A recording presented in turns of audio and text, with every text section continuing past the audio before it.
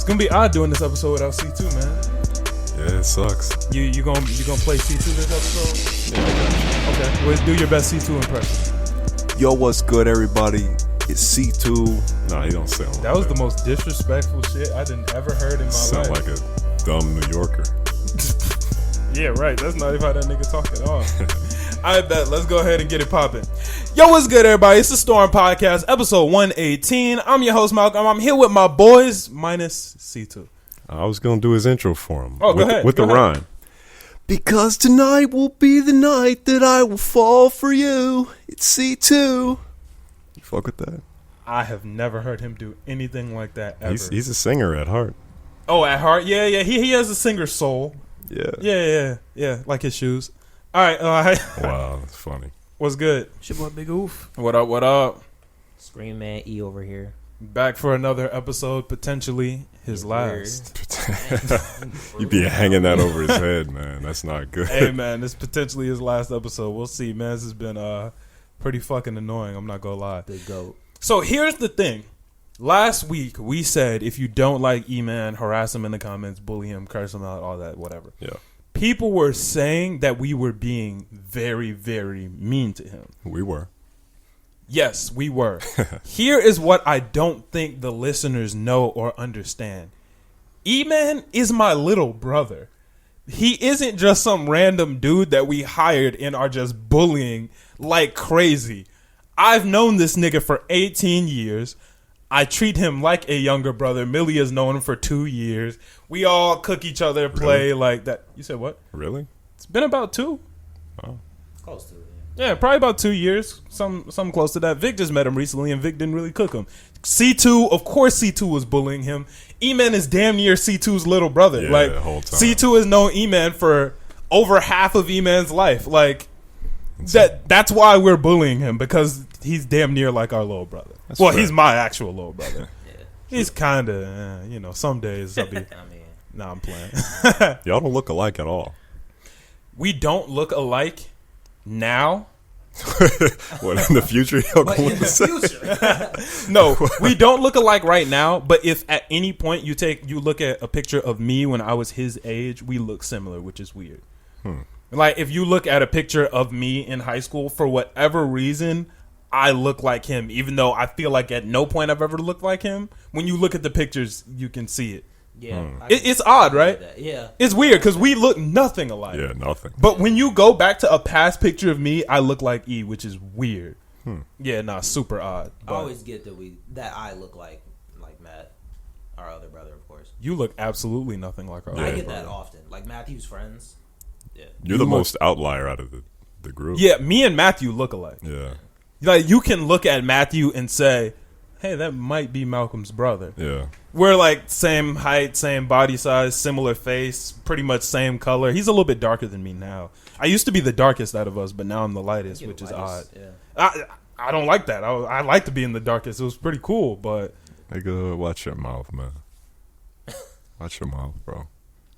You see what we doing over here. I'm representing C2, the light-skinned squad.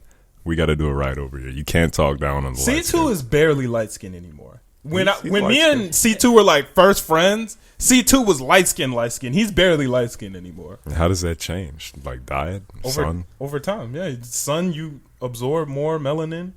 And that's what happens. But anyway, how was your week, G? It was pretty bogus. Ooh, another bad week. Yeah, my car is messed up pretty bad. I don't know how it got messed up this bad, but I guess it was time or something. I did buy it used, so I got to throw $1,500 or $1,800 down the drain. How many miles you got on it? I think 130,000. Oh, okay. So, okay, it's not as new as I thought it was. I knew it was used, but I didn't know how used. Yeah. Okay, so that makes sense. That makes sense. That's around the time you gotta fix it. Like Yeah. around the 120. Okay. Hearing this makes me not feel that bad about it. The Yeah, guy, that makes more sense. Yeah, 120 is like time to tune it up a little bit. I was thinking you bought it. How many miles did you have on when you bought it? I think like 120. Damn, why you buy with so many miles? You're not supposed to buy a whip with over like 100,000 miles. It was cheap. And Yeah, it looked good. Yeah. It's cheap and looks good, but like now you see what happens when you buy a whip with over 100,000 miles. But hey, he did say that after this little repair fix up, it should be good for like 2 years, like They 50, always 70,000 say more that. miles. They Yeah. always say that. That's never true. Okay, we'll see. You remember my whip and I had to get it fixed last year? You got a whole bunch of different shit though. Like You remember? And then the nigga said it would be good for like another 2 years. And then what happened? Wintertime came around, had to get that bitch fixed again. Yeah. Yeah. So it is what it is. Yeah. Yeah, That's true. it'd be like that sometimes. But that's all. That's the main No. shit of your week. I watched Paprika. Thank you, Eddie, our basketball playing friend, for showing me that. It's a great movie. It's kind of like Perfect Blue. I saw that a few weeks ago. I talked about that. It's like kind of like a dream thriller. So not like Inception, but somebody has the ability to implant dreams into somebody else's mind. And the dreams can like take over. So throughout the movie, people are like just yelling crazy, weird stuff, and a whole bunch of weird visuals are happening. It's pretty good. I recommend it if you're trying to like, trip out. Why is it called Paprika? The main character is named Paprika. Or like her dream version of herself is named Paprika. Got it. Yeah. Whenever I hear Paprika, I think of Blue's Clues. You remember them niggas? What? Pepper and Salt, and then they had the kid named Paprika? No, just me? That's just you, nigga. I'm the only nigga that watched Blue's Clues as a kid. Really? Yeah. No. I watched it. Yeah, they swapped out they swapped out the Steve guy. He's Yeah. Asian now. You know that? No. They swapped out Steve when we were kids. They swapped out Steve for that other nigga. Yeah. What? Yeah, they swapped out Steve when I was in like preschool, The nigga. initial guy, I think he came out. He has pedophile or some shit. Yeah. He has Yeah, some they charge- had he has some Steve charges. leave for college, and then they brought in like Steve's cousin or some shit. I don't think it was actually his cousin in real life, but he pulled up when we were still kids. That's crazy. Nigga, there's been like 5 or 6 Steves. Hey, really? Yeah, I did not know any of that. yeah, it's like an Asian nigga now though. Yeah, Yeah, it is. He's Asian now. I knew that. Yeah. Yeah. Diversity. Diversity. Yeah. What up, Oof? My week was great, man. I put my 2 weeks in on Monday. Where you working now? Whoa. I don't know where the fuck I'm gonna go. I still got the internship that I'm working with my brother-in-law, so So you just I like hope I get the job by the time I come back. Like, hopefully, like he'll give me a notice, but if not, then I might So you was just like fuck it, I'm a freestyle. run back to Target, man. Target's a good option, though, right? Oh boy. No, it's Oh not. boy. Yeah, no. We're all about to quit, but that's a different story. What? I don't like talking about Target stuff on the podcast anymore because everybody at Target listens to the podcast That's now, crazy. which is fucking awesome. Like, Yeah, don't shout get out me to wrong.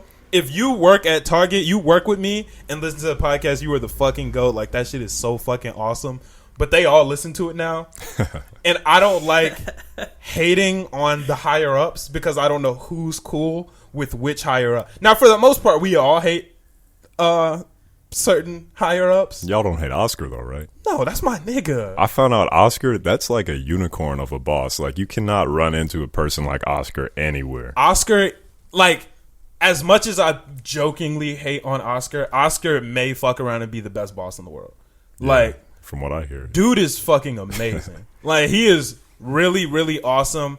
And, like, not even from the aspect of he's good at his job, which he is. Like, days Oscar isn't there, things go bad. But from the aspect of he cares about us as employees and as people. It's rare. That's the thing. We have people in the store who don't really give a fuck about us. Yeah. Like, they literally only care about the job. He actually gives a fuck about us as people when it comes to, like, if we have a circumstance or whatever. He is rather understanding and tries his best. Like, he's not going out of his way to, like, he's not out to get us. That's very common, too. That's very common where they're out to get us. Like, he is kind of like our shield from the higher ups. That's wrong. Which is why he is so great. I cannot say enough good things about Oscar. I'm also going to say a lot of bad things about Oscar because my friend and I like to cook him. But, nah, dude is fucking awesome. I love Oscar. Like, that dude is great. Like, the higher-ups be hating on us. And Oscar is the one who, like, steps in the middle and tries his best to make sure that we're good. That's a real nigga. Yeah, no, Oscar is awesome. I don't even think he listened to the podcast, so you're not even going to hear none Oh, nah. of this. He listens to some episodes, but not, like, every single episode. Well, still, all your other Target buddies are cool. Everyone that I've met is a real nigga, like, for real. Dude, you can't find that anywhere else. Like, Yeah, talking to yeah. other people, our like the job that at Target that we work is so different from like other jobs. Oh yeah. Even people who have left Target and gone to other Targets have told me like that shit is not it. Like niggas do not have like friends, as many friends who are like real friends that you can hang out with outside of work at their jobs. That shit is so rare. Yeah, that SFS bond is crazy. I do miss that shit. Yeah, like we're genuinely like family. We have a That's group so chat. rare. We talk. We play basketball together. One of the niggas just hit the group chat like, "Yo, we should have a cookout." Like they come over to the studio, play fucking Smash Bros. Yeah. That's not some shit you could find at any other job. As much as I do hate my job, and as much as I am like genuinely trying to quit, that is a really good job. That's probably the best you can get for a job. The pay is I mean, opposed to other jobs, is actually really good, but other places have us beat. But Yeah, few. yeah, Not many. I mean, it's high up there. It's high on the Yeah, list. definitely. And Target is like a good company for the employees, from what I hear. Like they well, from what you said, no. But from what is like on the internet and shit, like they give you benefits and shit. Like whereas my other jobs, you don't get none of that shit. You don't have the option to get benefits. Well, not like benefits, but like shit like the hazard pay increase that y'all got. Oh yeah. That does not happen like anywhere else, basically. Oh really? Yeah. I didn't know that. I thought all essential workers didn't get hazard pay. I don't know how the fuck you.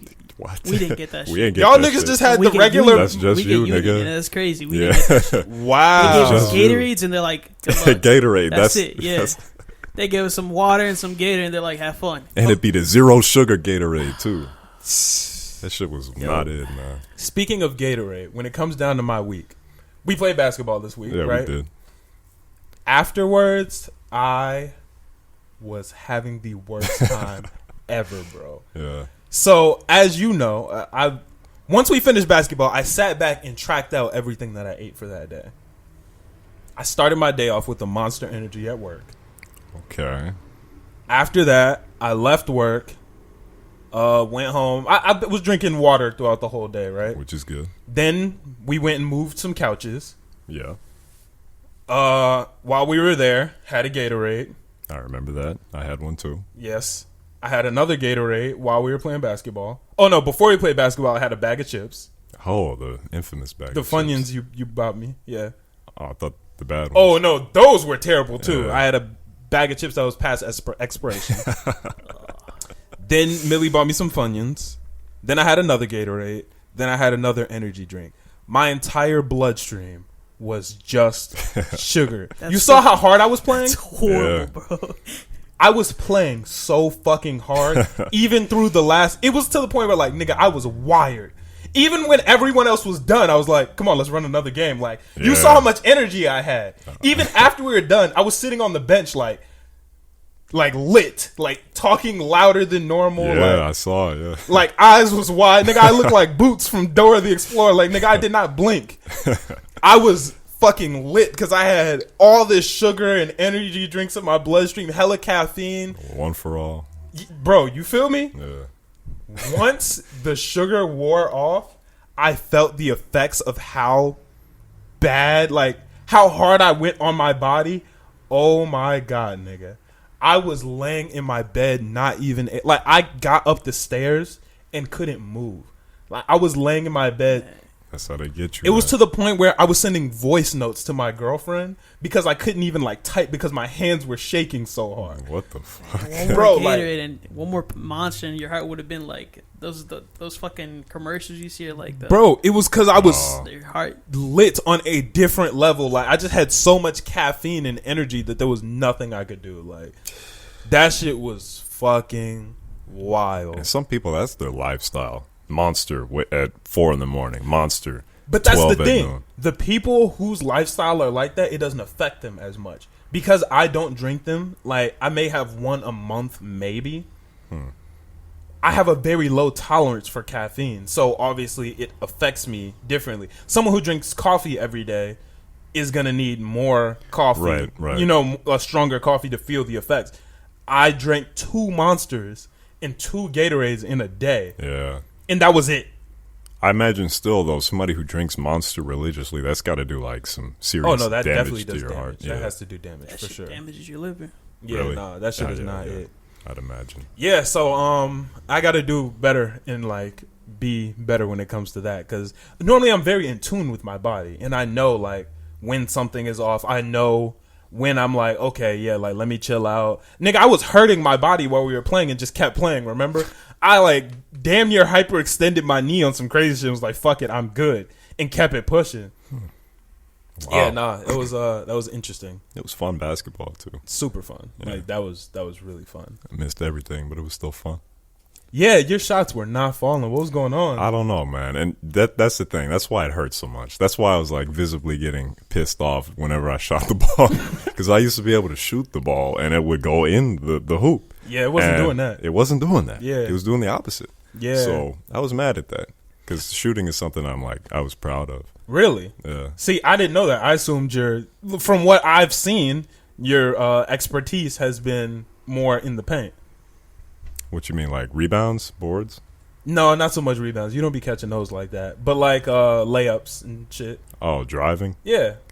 I like doing that way more than shooting, but shooting was my like. Nigga, that's reliable. all I do. All I do is fucking drive. Driving is the most fun, boy. Especially when you run into a nigga. Driving is lit. Like, Yeah. driving is fun as fuck. Not to mention, I can't shoot, so driving is kind of my specialty. I just take the ball, get that bitch, drive it in, Yeah. and take it up. Now, sometimes I get a little overhyped, and like on a fast break, there are many times where I get a little overexcited, and I'm going fast just because 9 times out of 10, no, not pretty much every time, I'm like the fastest person on the court when we play.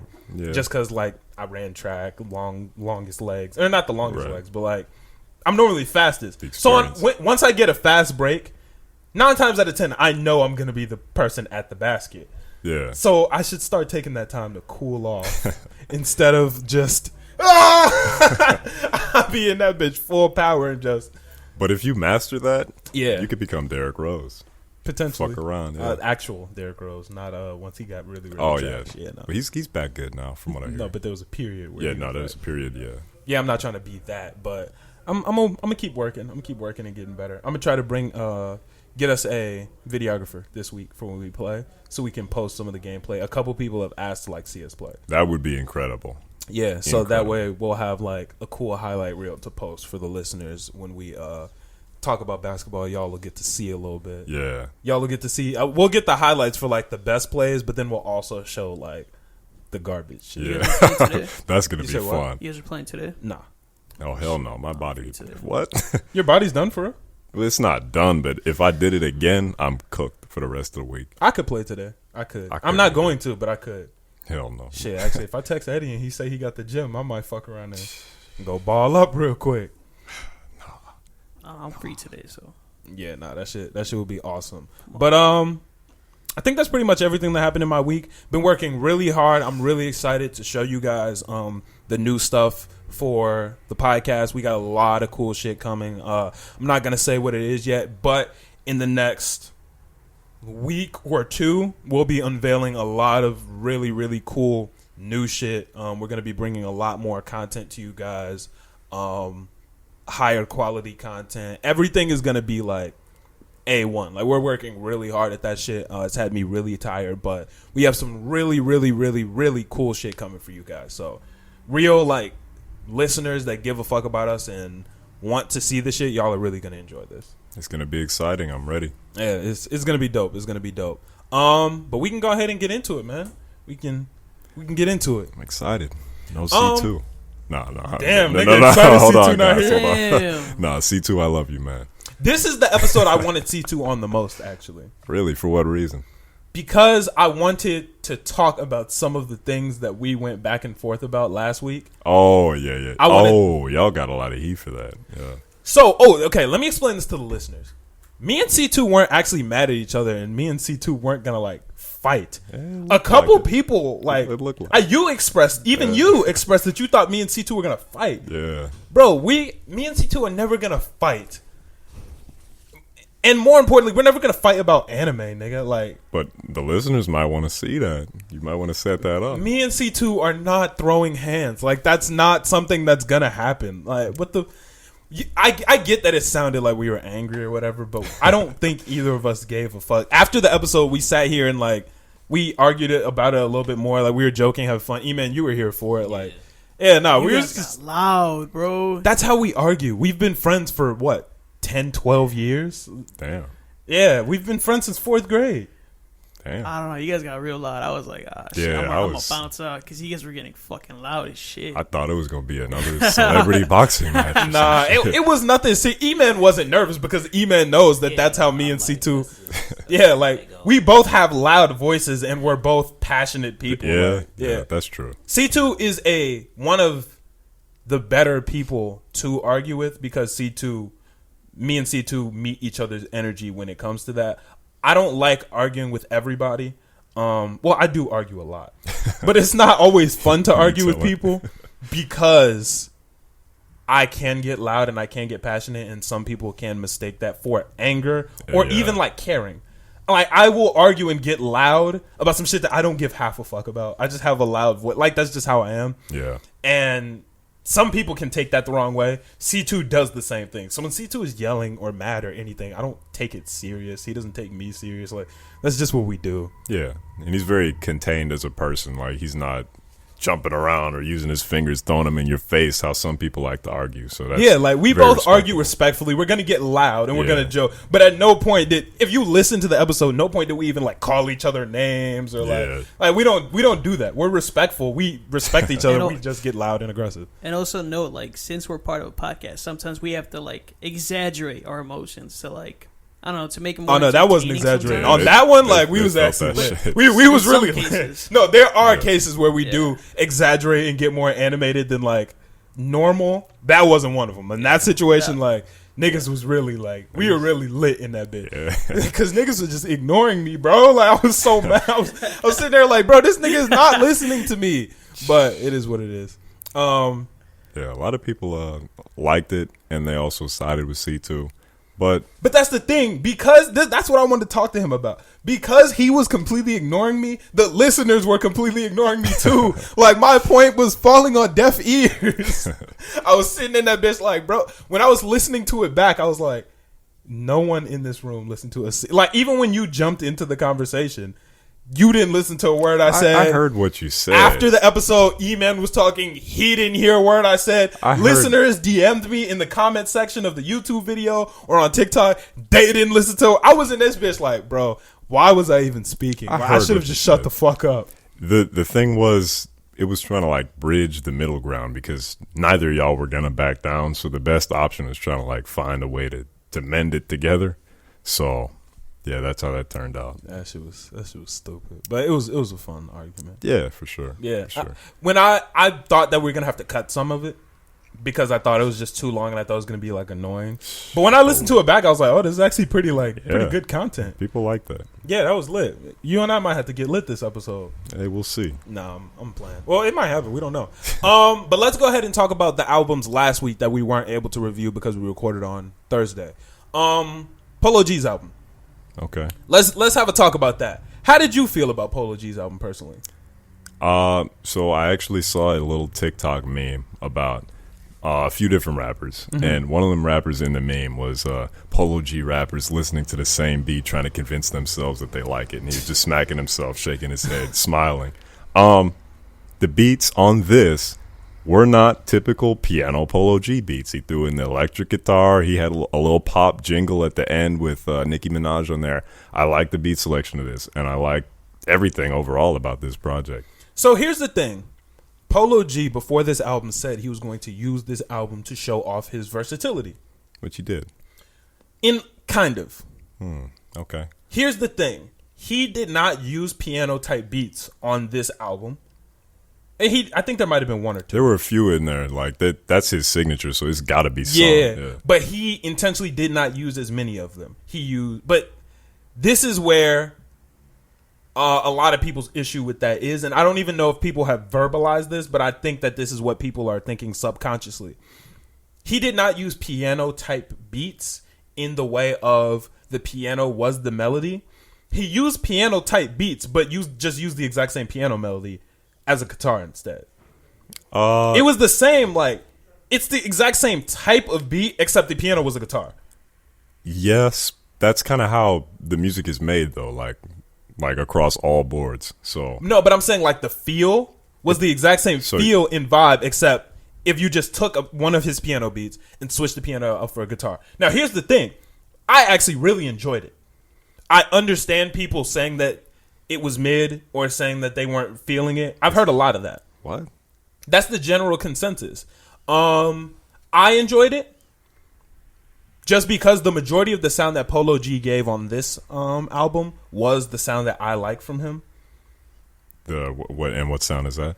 The little bit more chill, quote unquote vulnerable vibe. Can we see the track list? Like the ones that I've really enjoyed are Toxic. I like that one a lot. Fantastic. That one is great. Rap Star, I'm going to be 100% honest with you.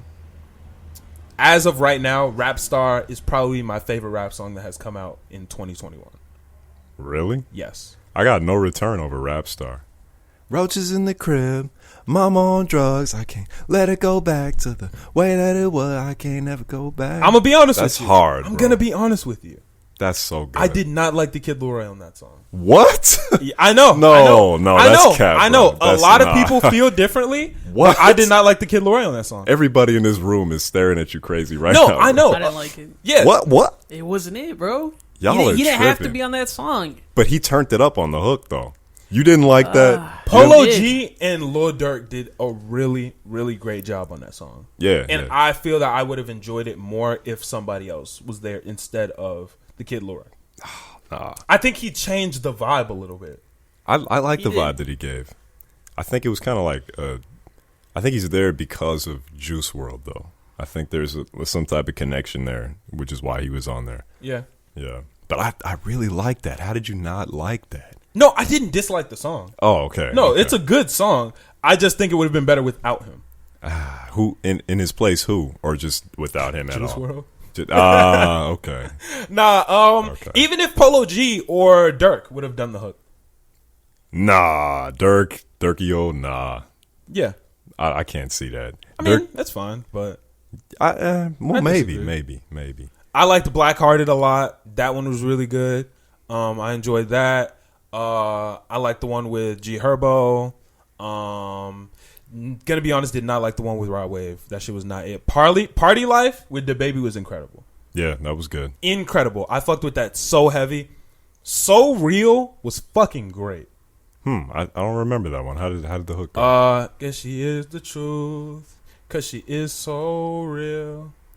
And I love the way that she make me feel. That one? I think that was the one that I may have not liked because he was singing and it was off key. And I actually enjoyed the singing. really, I enjoyed the singing. I enjoyed it. Yeah. Really liked the one with Roddy. Roddy did a great job. yeah. She went to vibe out to Kanye and Jamie Foxx slow like he came in cold. Yeah, Roddy killed that shit. That was hard. The one with Nicki Minaj was great. Yeah, it was great, and that's the one that really showed the diversity that he was talking Yeah, about. it did. The beat was very experimental, and I liked it. worked. It I worked. liked out. it. Like It worked out. I did not expect to like that as much as I did. That shit was great. And Favi absolutely murdered Clueless. And you know, they kind of like set him up. Like the bases were loaded. They gave him a Fabio beat. Yeah. They had Fabio not features, but they had Fabio type artists on there with him. So it was Favi gonna did turn an up. amazing Yeah, job. it was She gonna saw turn me, up. started drooling. I was in that bitch like, yo, Favi is murdering this shit, bro. The way he talks too is very like makes you want to listen to him. I like Favi because one of the things I really like in artists is that cocky vibe. When the artist comes in like cocky, like I'm the shit, nigga. Like Yeah. I'm really cold as fuck. That's why I fuck with artists like Favi, artists like Young M.A., Big Sean. It's crazy that you say that because after the Young M.A. like song where Favi was featured on that Hello, song, baby. that That made shit me, is raw. That put Favi on my radar. That one bar he said, Favi, you nutted on my hands. Damn, you finger licking good. That shit is nuts, man. I need you to put a pause on yeah, that, pause. Pause on the nuts too. I know your ass did not just say he finger looking good. Put your hands to the mouth, like no, you Hey, wilded. hey, guys. You Hey. wilded out on Hey that one. guys, Nigga. let's reel it back in. That's not what it's supposed to be. Nah, that Hello Baby is different though. Oh yeah. When Young and May said drip check, record me, I was in that bitch like, oh no. I think I might even rewinded that bitch to hear that shit again. I know I'm a son of a bitch with this son on my wrist. Good morning. I was in this bitch like, oh hell no. She turned that bitch up, bro. 100%. That shit, nigga. I listened to that bitch so much. That's probably, if I went and checked, that's probably in my top 10 most played songs of like 2021 so far. I can believe that. When she hit that drip check, record me. I was like, oh hell nah. Hold the fuck up. I was like, can somebody record me? Where the fuck is? I was like, I need somebody, man. That shit is hard. Yeah. Yeah, nah. But then probably, if I had to check, probably my most played song of 2021 might fuck around and be Rap Star. That's crazy. Yeah. Rap Star's a good song too. Looking so deep into your eyes, I can read your thoughts and shut the fuck. I mean, please don't talk. Come on, man. That's a good. That shit is different, bro. Like, nah. This nigga Polo G snapped on that bitch. Yeah. I can't name a bad song on here. Even the song with Thug was good. I'm not going to say I can't name a bad song. Okay, what you got? Well, here's the thing. I didn't download all of them, so I don't remember most of them. Some of the ones that I didn't like, I just didn't download. Scroll up and I'll tell you which ones I didn't download. Painted Pictures I don't have downloaded. No, I do have Painted Pictures down. That's when we was talking about his life, right? No, that's Black Hearted. Never mind. Painted Pictures I don't have downloaded. Epidemic I don't have downloaded. Gang I don't have downloaded. Boom is great. Broken Guitars, gonna be honest, do not have that downloaded. You told me that was like a rock song. It was not. You lied to me. Yeah, that's the one with the electric guitar on it. It's an electric guitar, but not in a rock style. He tried to perform it in a rock That's style. an electric guitar like the same way A Boogie uses electric guitars. He doesn't use it in a rock way. Like, you said it was a rock song, and it was not. You lied to me. Okay. Okay, sure. That's why, you remember when I said I was going to go listen to it after we were done? I'd already listened to it. But when you said that it was a rock song, I knew I hadn't heard a rock song yet. I'd already listened to that bitch. So, in your mind, he didn't perform the hook like a rock song? No, that was not a rock song. That was not. Maybe I gotta listen to it. I listened to real like hip hop rock combinations, nigga, and that was not it. GNF, I do not have that downloaded. Heart of a Giant, don't have that downloaded. Zooted Freestyle, don't have that downloaded. Yeah, no, right. Losses, obviously, I don't have that downloaded. But Young Thug did okay on that. He did okay on that. I guess I just didn't like the vibe of the overall song. And then I don't have the last one downloaded. Whatever. Yeah, Bloody Canvas. I don't have that downloaded. Yeah. I don't have the last one downloaded either. Just because it's more like, depressing rap. There's a lot of depressing rap on here, but that's like a lot more depressing. Yeah, but overall, great album. I'm gonna give it I'll give it an 8. I'll give it an 8, 8.5. That extra 0.5 is from Rap Star. I'll give this a 9. Wow, I like this one. a 9. Yeah. And also, remember, listeners, I'm not a heavy Polo G fan. So a lot of heavy Polo G fans weren't like fucking with this. They called it mid. I'm not a heavy Polo G fan. This is more or less, I don't want to say my introduction into him, but this is my first time going to listen to his album on the day it dropped, if that makes sense. Okay, well, if I'm putting this against Die a Legend and The GOAT, this is probably number 2. The first would probably be The GOAT. This would probably be the second. And Die a Legend is the third. And Die a Legend is not bad by any means. Yeah. Die a Legend is good. Okay. Good to hear. I'm fucking with it. Migos album. Culture 3. What's that face? You look disappointed. And I was. All right, I'll go first then. I'm not a Migos fan. Neither am I. For those who listen and know, I don't listen to the Migos. I'm not a fan of their music. I thought Culture 2 was trash. This was decent. This was actually very decent. They got in their Migos bag, and I think they did a lot better than they did on Culture 2. Now, let me follow that up by saying I didn't download a single song off this album.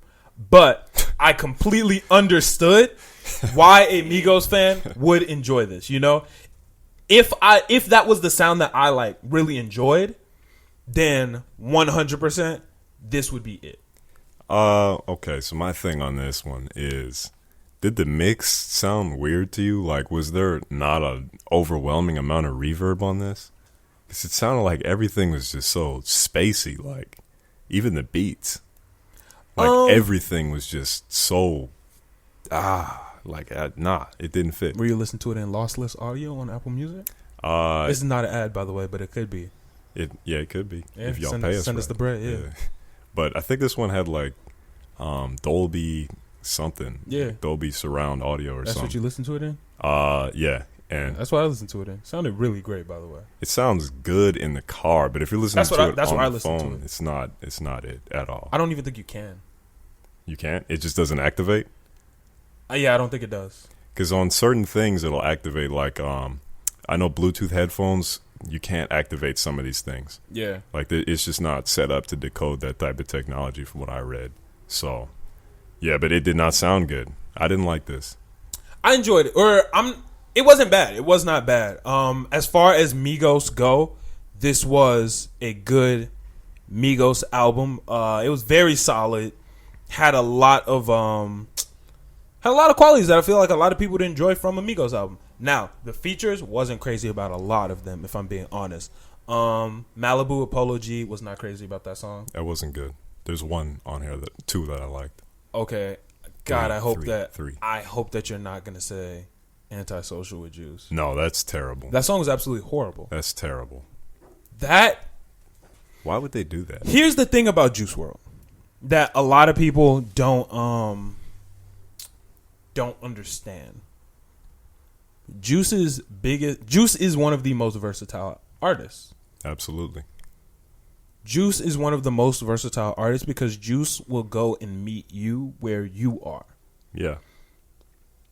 Putting Juice on posthumous songs, that is not going to work with his versatility because not everybody can come meet Juice where he is. Yeah. If that makes sense.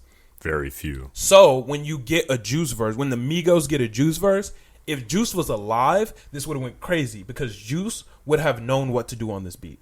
Yeah. You saw how they left in a portion of him saying like, no, let me record over that. Yeah. Why is that in the song? Exactly. There are certain things that just don't work, or even the one with Juice and The Weeknd. I wasn't crazy about that song because The Weeknd, Juice would have done an amazing job meeting The Weeknd where he is. The Weeknd didn't do a great job of meeting Juice where he was. Yeah. That's why I'm not crazy about posthumous Juice music with like features on it that weren't already recorded and featured, you know? So you think all Juice music like that hasn't had a feature on it should remain featureless? No, but I think they should do a better job A&Ring it. Because you should know.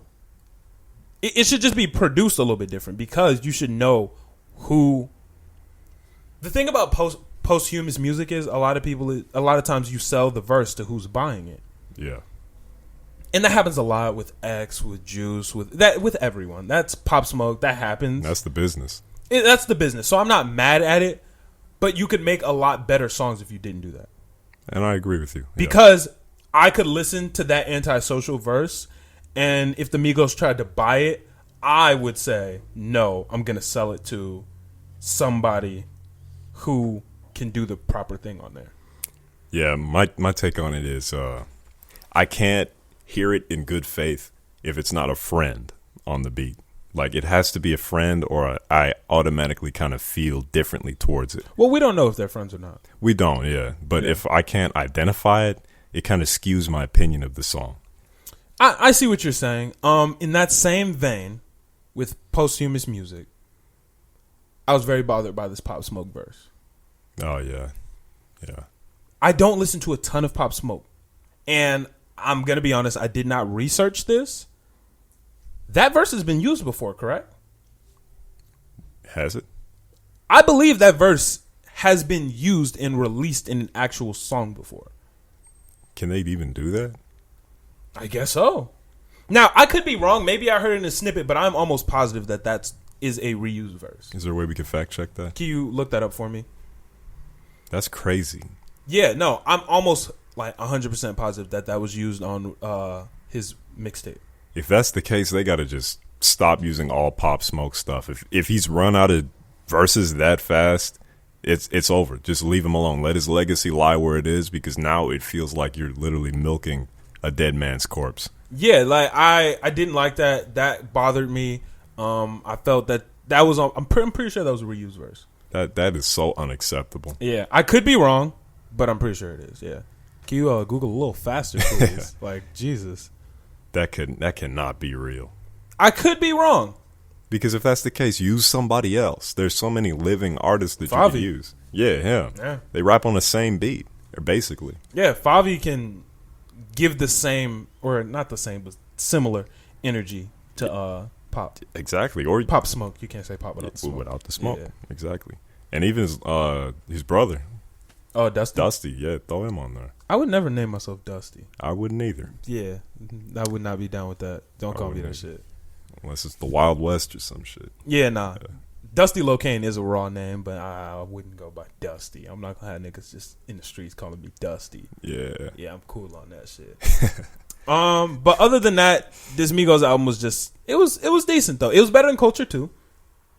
Okay. Yeah. If I had to rate the cultures, Culture 1, Culture 3, Culture 2.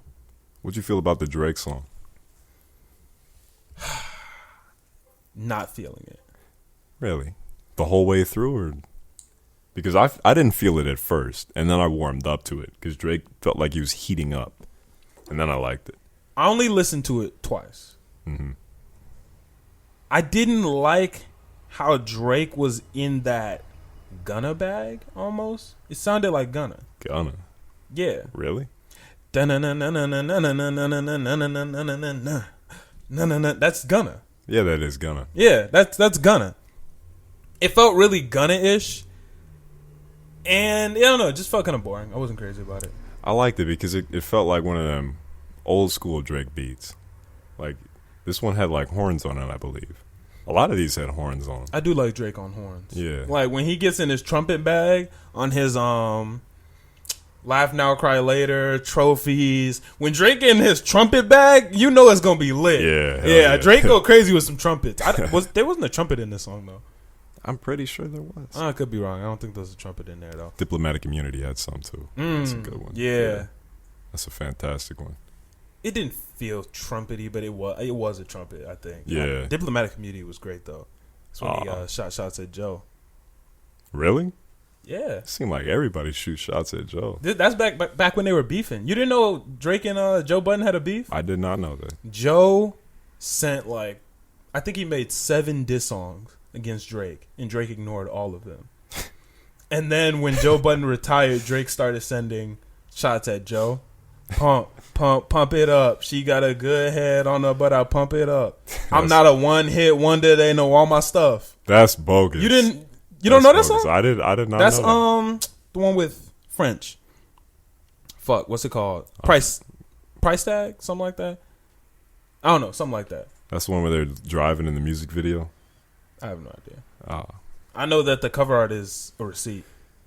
oh, I might not be familiar. Yeah, but that one he shot shots at Joe, Diplomatic Immunity. I see budding careers turn around and talk about other careers when you ain't contribute to none of this here.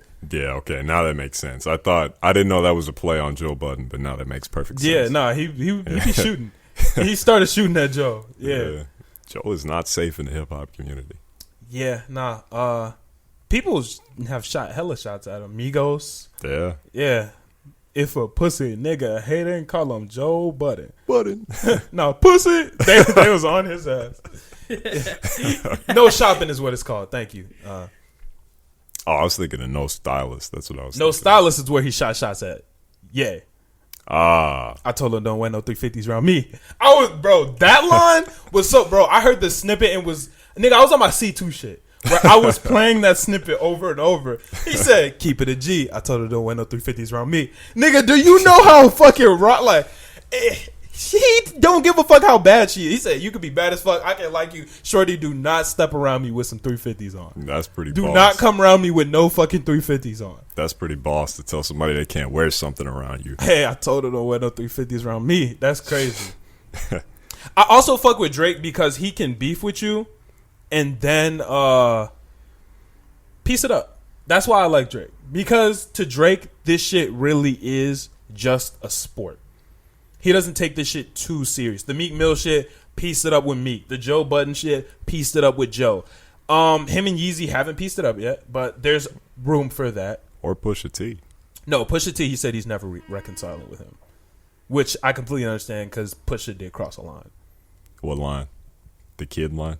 Yes, what are you talking about? That's not really a line to cross. Like, I mean, you have a son. Like, it's a fact. Okay, but you don't feel that that's crossing a line? No, I just bring up your son. That's it. But if He didn't say anything bad. He just said you have a son. There's nothing really that's bad not about something that you want to reveal to the world. if you want to keep it private, it's another life that you're fucking talking about that you want to keep private, and you put that out public. If I'm trying to protect my son and not tell the world that I have him, you're intentionally doing your best to hurt my son, and you're taking my son's protection away. To me, the only bad thing would be is if he like was verbally attacking his son. That's how I see it. Because at some point, Drake was going to come out with his son anyway. So, nigga? So it's not really bad if he reveals it So early. if I had some information about you in confidence that you didn't want to come out to the world, and then I yelled it on the podcast, that's crossing a line. Well, they're not friends. Doesn't matter if They're enemies. We're friends. If you say it now and you expose me, That's I'm still going to look at you crossing a differently. line. Yeah, you're crossing a line on some friend shit. But they're not crossing any lines because there's no lines in war when you're going to war against somebody. So yes, but there are lines in war. There are certain things there are terms of war. There are certain things you can't do in war. At the end of the day, you either win or you lose. That's how I see it. Now, there are some things that people agree upon because they're kind of cruel, unnecessarily cruel. But to some people, they see it as win or lose. They get to it by any means. So you believe that there's no lines in rap beef? In rap beef, no. There are no lines. So you can completely disrespect somebody's child or mother and fucking that's valid to you. You come off as low when you do it, 100%. But it's kind of fair game. Like you're trying to get as much dirt on the other person as possible and expose them to the best of their ability. Here's where I think people get confused. There is a difference between rap beef and battle rap. You feel me? Yeah. When you step onto that battle rap stage, I don't know how much anybody in this room listens to battle rap. I know you listen to battle rap. I don't know if you listen to it. Some. I know the basics of it. Yeah. That's different because I am agreeing to step on this battle rap stage and I know what is coming on this battle rap stage and we're all getting paid for it. Like, you feel me? Like, yeah. That's different. Rap beef is not the same thing. There are lines and shit that you cannot cross in rap beef. What seems to be the case with rap beef is rather way more personal because in battle rap, y'all step on the stage and after you say the most dirtiest shit about each other and each other's mothers or whatever, you leave, you get paid, y'all are cool. That's the thing. But with rap beef, y'all are going to war for years potentially just because of a few disagreements or whatever. That's why it's kind of on the table to make it an attack at their life if you attack somebody's, well, not attack, but if you expose somebody's son. But attack their life, not other people around. He didn't attack. He just exposed. That's a little across the line. Now, if he said, Adonis is inbred or some crazy something like that, then that would be crossing the line. I feel like once you start to get to the safety of my family, there's an issue. Now you've crossed the line. We have problems. And I could see that. I just don't consider that a breach of safety at that point. Nigga, the world not supposed to. What if that wasn't his son? Then he comes out and addresses it as not his son, or he just doesn't address it. Like Drake, I think even in the interview, he said at that point Drake didn't even know if Adonis was his son or not.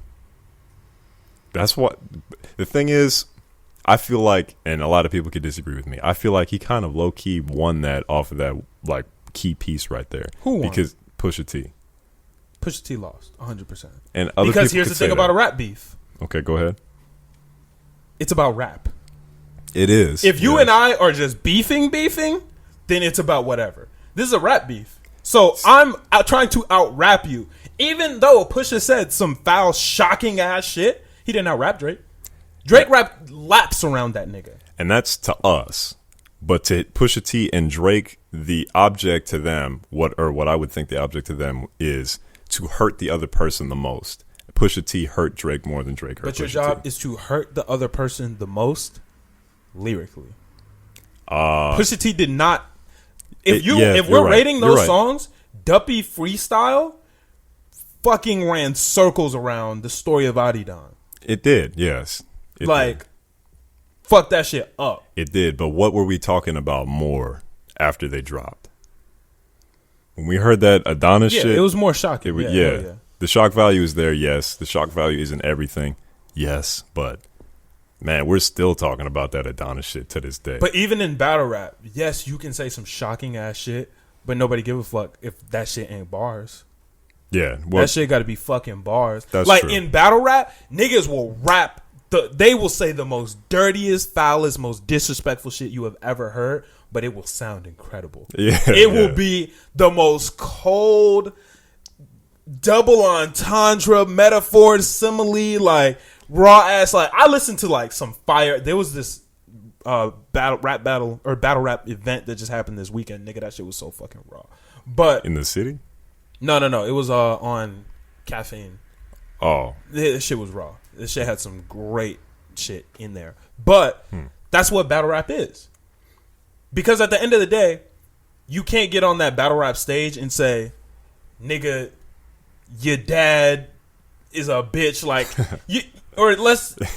Charlie Clips, for example. Charlie Clips' dad snitched. Niggas don't just walk up there and be like, your dad's a snitch. Because, nigga, that's not raw. Niggas go up there and they flip it into some of the rawest, dopest shit you'd have never heard. And that's where I feel like the premise is different. The premise for battle rap is the flashy shit. But the premise for, like, just regular rap isn't necessarily the flashy shit. It's kind of more shock value based. Because you're trying to show off your talents in battle rap more so than you are in regular rap, if that makes any sense. I guess we rate it differently because Pusha T did not win that. Not even close. And I can see both sides, or I can see your side of the argument. Here's the thing. Let's say we're heated about this, right? Okay. And you and I are debating, and I come to you and I say, this isn't battle rap. This is rap beef. Rap beef is different. Drake has the star power. Drake has this. Pusha T has shock value. And then you go, well, nigga, fuck you. Your mom's a bitch. Who won this debate? I just pieced you up with all these facts, and now you got mad and said some outlandish shit. Like, yeah, sure, nigga. But at the end of the day... So in that example, you calling my mom a bitch is more emotional and kind of like baseless. But for him coming out with a fact that nobody knew about, that's a little bit more like if you came in this argument, and this isn't true, but if you came in this argument and was piecing me up with facts, nigga, and then I said, but your girl cheated on you, like, which isn't true. Damn. But if I said that, you feel me? Well, I don't know if it's true or not. But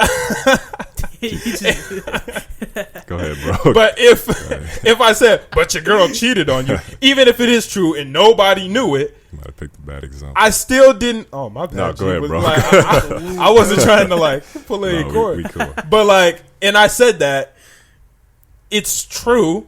It's shocking.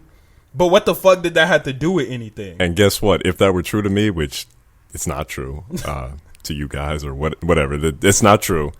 That just defeated me. Like, you just floored my confidence, all that, because it was a true fact and that hurt. But it didn't matter because it has nothing to do with the debate. If a nigga is piecing you up in a debate, and perfect example, and not perfect example, but the presidential debates. Okay. Niggas were arguing, giving points, and then Donald Trump would say, yeah, but this nigga fucking sucks. He's just the worst guy ever. You feel me? And niggas are looking at him like, nigga, that has nothing to do with the debate. That's a little bit different. But if you're trying to put a point across, like, let's say I'm trying to prove that Drake is a shady person. Mm-hmm. Drake is not someone to be trusted because of X variable. X variable is Adonis. Drake can't be trusted because he's hiding Adonis. He's probably hiding a whole bunch of other shady shit. If you're trying to put a point across, I can see where you're coming at it, but personally speaking, I can see where you're coming from it too. Like, yeah, I just feel like Drake killed him in that Duppy freestyle. I've played Duppy freestyle over again. I think I listened to it last week or some shit like that. I haven't listened to the story of Adidon since 2018. And I don't think anyone has. Nobody has. Yeah, if you go and look at the plays of each song, everyone listened to Story of Adidon because they wanted to hear the you're hiding the child shit. But after that, it's not that raw. Duppy Freestyle is a great song on its own. Yeah. And they're like, Drake really pieced him up. He said, nigga, I had your signature on a microphone, whatever, and now the signature's fading, and that's like a representation of real life. Like, Drake was really like on his ass. He was like, oh, y'all niggas said that I'm out here writing. You and Kanye said that I have ghostwriters when I just came from over there writing with y'all, and y'all said I have ghostwriters. Nigga said father stretched his hand out to get it from me. Come on, bro. Like, y'all niggas say I got writers. Nigga, I wrote for you. Yeah, nah. Like, bro, that was some rap. Yeah, Drake got it. Like, yeah, nah. He said the Quentin Miller shit. He said anybody who y'all said is writing my hits but don't have hits sound like they need me. Come on, bro. He was rapping. Yeah, man. I can't lie to you and say Drake does not put together good lyrics. Even his beef against fucking Meek Mill. Yeah. Nigga. That Twitter finger shit is never going to go away. Twitter fingers is a term now because of him. Yeah. Trigger fingers turn to Twitter fingers. You're getting bodied by a singing nigga? Come on, bro. You can't tell me Drake does not always kill the beef, bro. That's fantastic. He's a legend, man. When it comes down to beefing, Drake always wins the rap. In any rap beef that I've heard so far, Drake has always bodied that shit.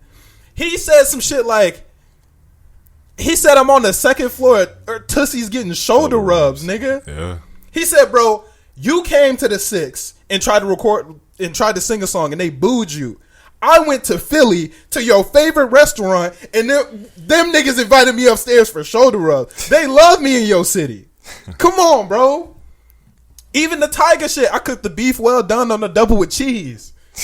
Yeah. No. Nobody is beating Drake when it comes to rap beef. I don't know a single rapper that could beat Drake in a rap beef.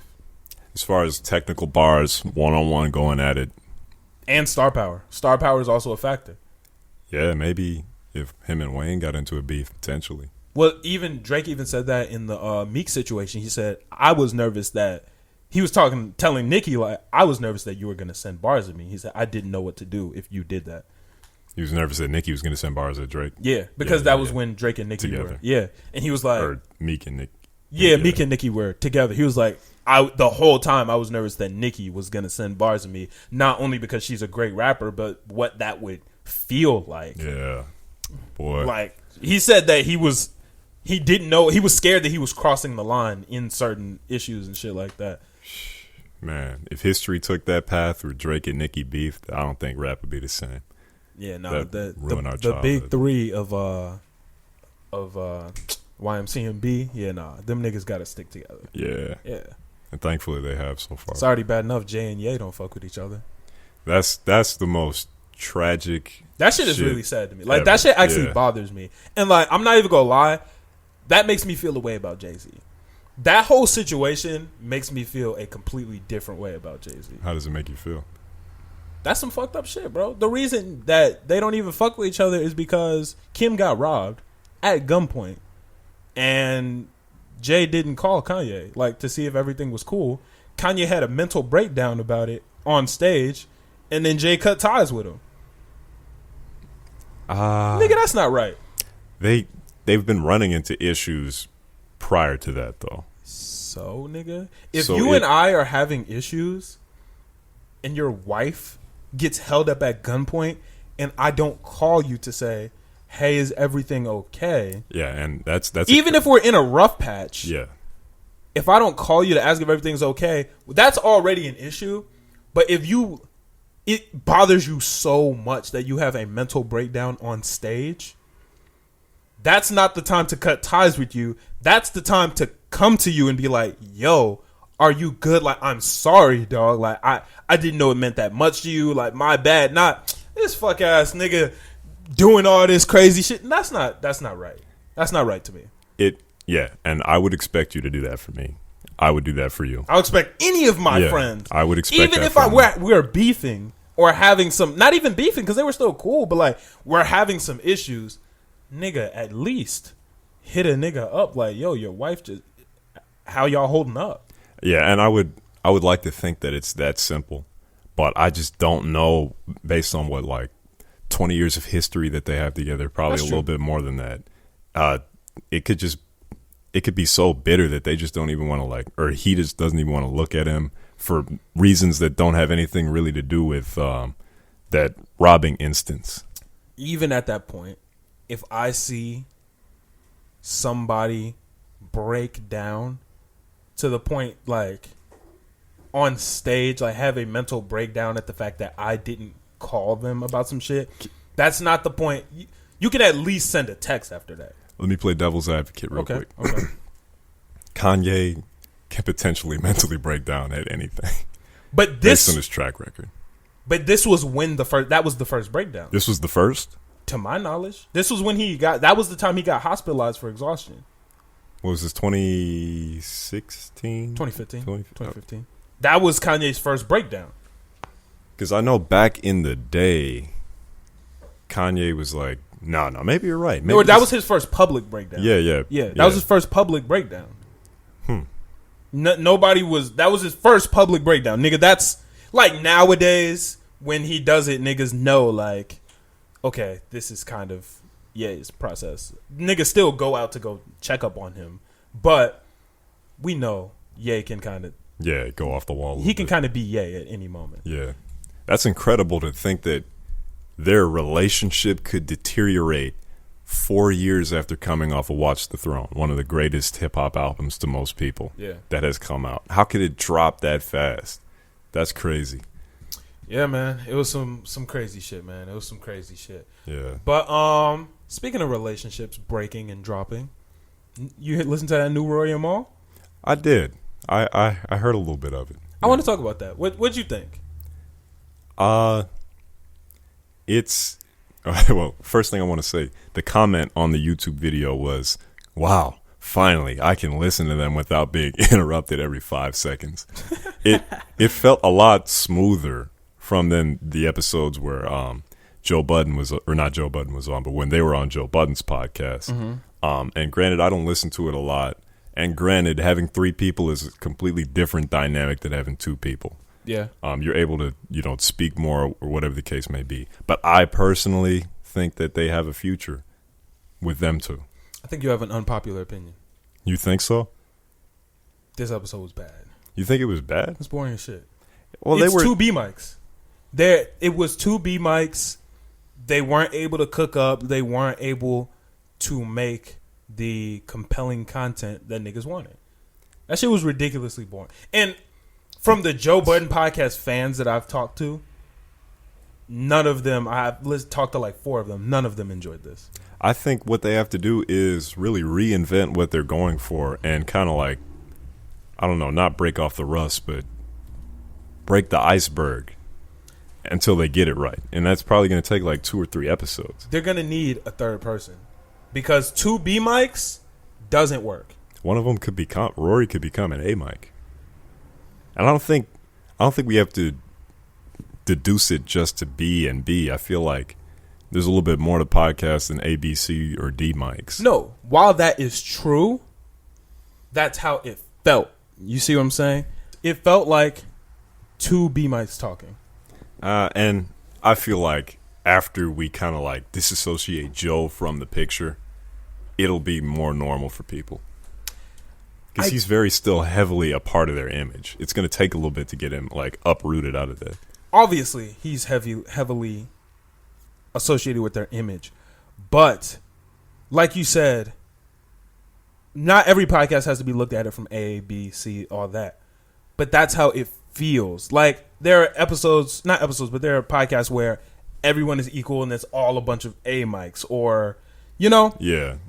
But they don't know how to make compelling content on their own. Because the thing is, Rory and Mal aren't even friends outside of Joe. That's a good point.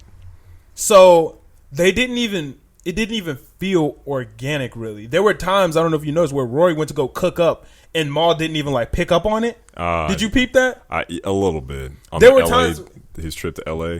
Yeah, or even when Rory went to go cook up on the Elon Musk conversation, or when he went to go cook up on the Nelson Mandela, Maul wasn't cooking with him because Maul didn't even really know what was happening.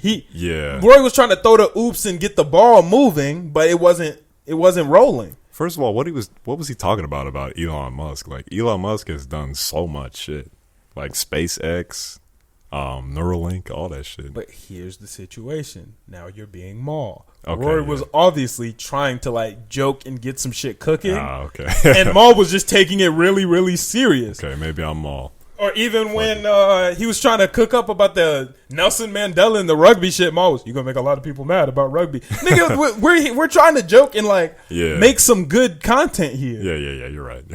Yeah, I think they need to figure some new shit out because this isn't gonna work how it is right now. I will say this. Now they have the ability to become friends, whether they like it or not, if they're going to continue that path. That's true. But you are right. I feel like every group or every successful media franchise has that X factor that just takes them to the next level. And Joe is the X factor. And I didn't realize that Joe was the X factor. Yeah. Because listening to the Joe Budden podcast, Joe was never my favorite. There was a period of time where Maul was my favorite, and then Rory was my favorite. Joe had never been my favorite. Yeah.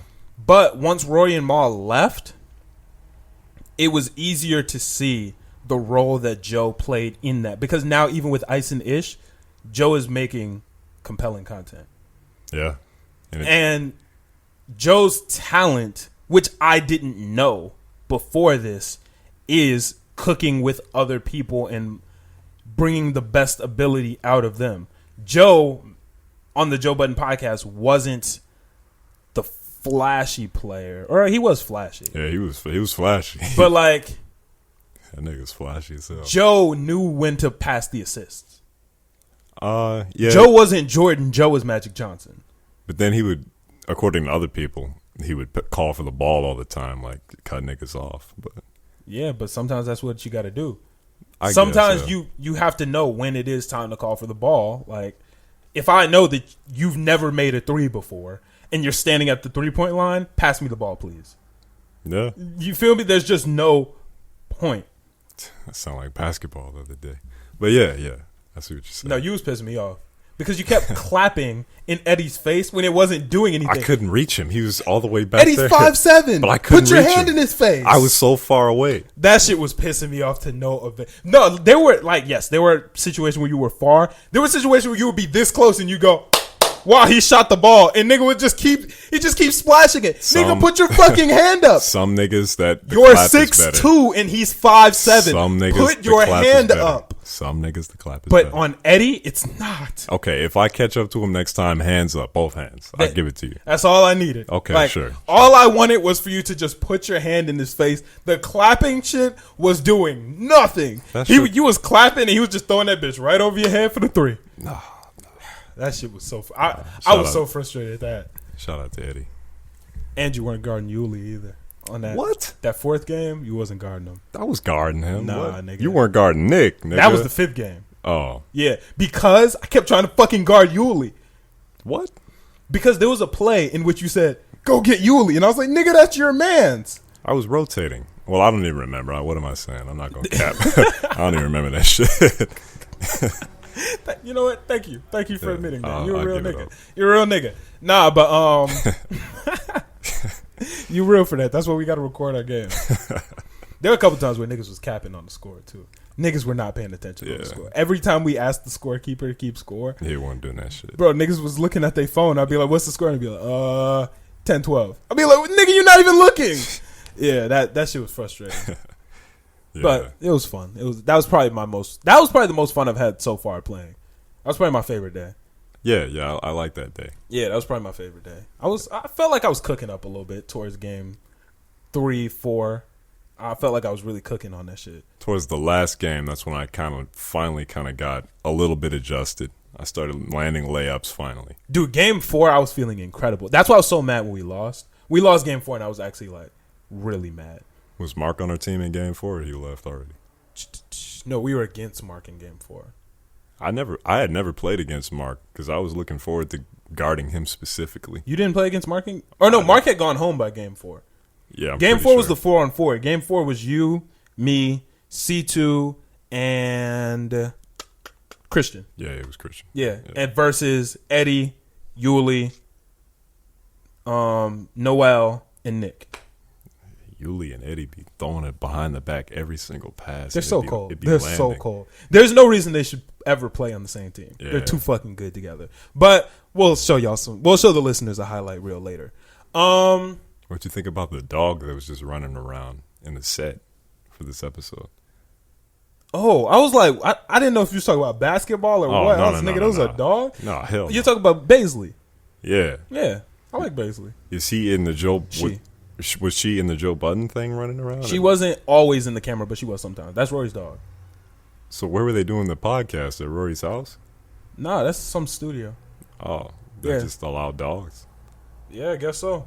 That's new information. Yeah, nah. Everybody knows you're not supposed to have dogs in studios, but we'll talk about that later. Okay. All right.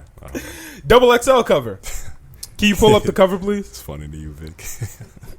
Because nigga Millie had dogs in this bitch. But Okay, relax, guys. It was a dog. it was big as hell too. Ripped up paper and shit. All right, never mind. He was like a puppy. Are you kidding me? What are you talking about? Yeah, he was king as a puppy. All right, bro. Whatever. This XL list though is, from what I remember, it was pretty good. You liked it. Okay. From the available choices we have this year, this was a good option, I think. Okay. Can we get the double XL list, please? Let's see. Ruby Rose, Can you click it or like scroll down or something? Pooh Shiesty, Coil Ray. Yeah, from what I remember, this is good. Nigga, to where we can like see the people though. Like, you trying to get fired? Zoom in, please. Oh, there we go. All right, cool. And click it so we can see all their names. There we go. All right. So we got Flo Millie. Millie fucks with Flo Millie. Coil Ray, Tusi, Blast. I don't know who that is. I don't know either. Ruby Rose, 42 Doug, Pooh Shiesty, DDG, Lakia. Don't know who that is. Never heard of that person. Moray and Ian Dior. So And Ruby Rose. did I not say Ruby Rose? Oh, my bad. Maybe you did. And Ruby Rose. Okay. Ian Dior, not a freshman. Yeah. Makes no sense for him to be on this list for me personally. Yeah. Tusi, who the fuck listens to Tusi? Tootsie Slide? Not him. That's the only song niggas know that's even kind of close to sounds like Tusi. I don't know nobody who listens to Tusi. Who the fuck is Lakia? I've never heard that ever. Never heard of that motherfucker. Yeah. Blast, Never heard of it. never heard of that person. Other people, I can fuck with that. Moray goes crazy. Flo Millie goes crazy. Coil Ray goes crazy. Yep. Pooh Shiesty. Yep. DDG. Yep. 42 Doug. Yup. Even Ruby Rose. Yeah. That's why I think this is good.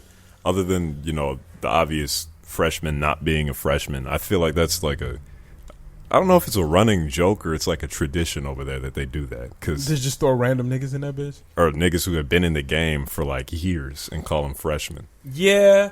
I feel like people are missing that should be on this list. Who? Where's Y&J? I don't know. He not like there yet. Like all these people. You're right. Blast is. You're right. Lakia, definitely. Okay. Yeah, You yeah, got yeah. a point there. You got a point there. Like, But most of these people have like relevant songs we've been talking about all year. CJ, where's he? I thought he was last year. No. CJ, the Whoopty, Yeah. he was last year. Whoopty came out this year. No. That was last year. I'm like 100% sure he was on there last year. I think you might be wrong on that. Yeah, CJ was on there. Fact checked. Dusty Locane was on there. I do not think CJ was. Or maybe that was the voting list. Yeah, that's the voting. Because Yeah. Dusty wasn't on that bitch last year either. Yeah, that's the voting list. My bad. Yeah, you're tweaking. Yeah. Yeah, no, there's people who are obviously missing that should be here. In my opinion. Yeah, and I don't know if Y&J is a good example, but I feel like there could be some more that could be on here. Go to can you look up the voting? The Yeah. double XL nominees? Because there's plenty of nominees that should be on here that did not make it. Yeah, I can already say with certainty that is true. Yeah, no, there's hella nominees that should have made it that just didn't, and I'm confused about that shit. Scroll down. Oh no, go back, please.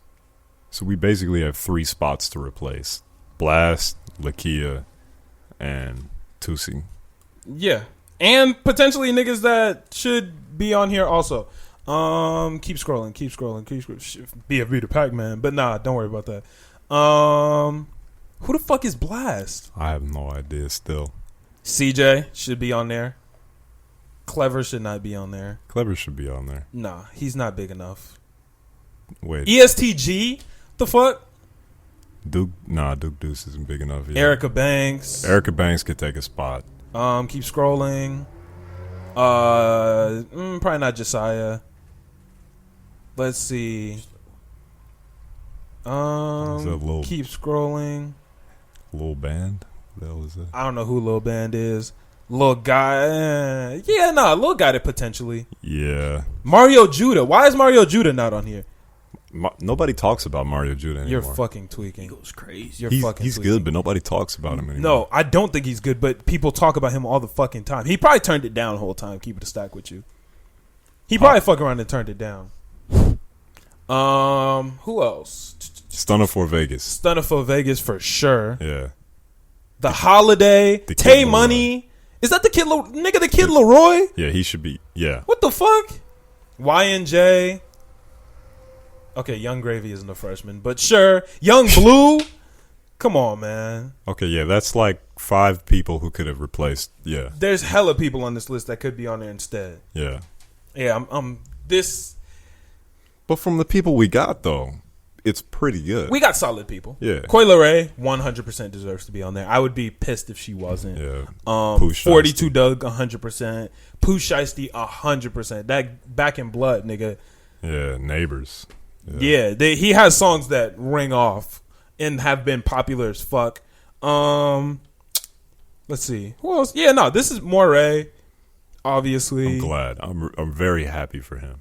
Moray, you been listening to him for a while or something? Not for a while, but when he dropped Quicksand, I was a fan. And then after the J. Cole shit, I was like, yeah, this guy's got a spot now. Yeah. And he deserves it. Flo Milli, 1000%. Yeah, shout out to the Milliverse. The Milliverse. Ruby Rose, I can see it too. Yeah. And DDG. Yeah, DDG. Yeah, I can see that obviously too. And DDG gave up YouTube for this. Not for XXL. For music. For music, yeah. The YouTube versus TikTokers fight. That did you watch any of those? I saw a little clip of DDG and apparently he won his. DDG, I think there was 7 total. Or no, I think there was 9 total and 7 of the YouTubers won and 2 of the TikTokers won. Damn. Yeah, no, them YouTubers beat them niggas the fuck up. Austin versus Bryce. You remember I told you that nigga Austin was training and watching the video? Nigga, Austin beat the fuck out that nigga. I could believe that. He beat the fuck out of that nigga. That was brutal to watch. Yeah, no, honestly, it didn't even look. That wasn't even fair, bro. It made me uncomfortable to watch, yeah. Damn, I kind of want to see that whooped. now. Yeah. Like, I got to see that later. Yeah. I'm gonna watch Yeah, that. nah, his nose was bleed. And it was crazy once the fight got called. Nigga was like dripping blood. He was like, why'd they stop it? Nigga. You one of them people? Come on, give it up, He beat bro. the fuck out of him. You Like, give him a brain. that shit was, it was fun though. It was fun to watch. I'm not gonna lie to you. Did Austin have any wounds or any like punches landed on him or no? Nigga, I don't know. He walked in that bitch just as clean as he left. That's a shame. That shit was crazy. I think he had a small, like, he had a cut on his eyebrow. nigga, he came there with that. Nah, I don't know. Nah, but he really beat that nigga the fuck up. Damn. And Yeah. that was the best fight, I'm assuming? To me. He really beat him like the fuck up. Oh, boy. There was one point where he got like 6 clean hits straight on his face with no, like, defense at all. Yeah, for those who don't know, I just saw a little bit of that, and he got destroyed. Yeah.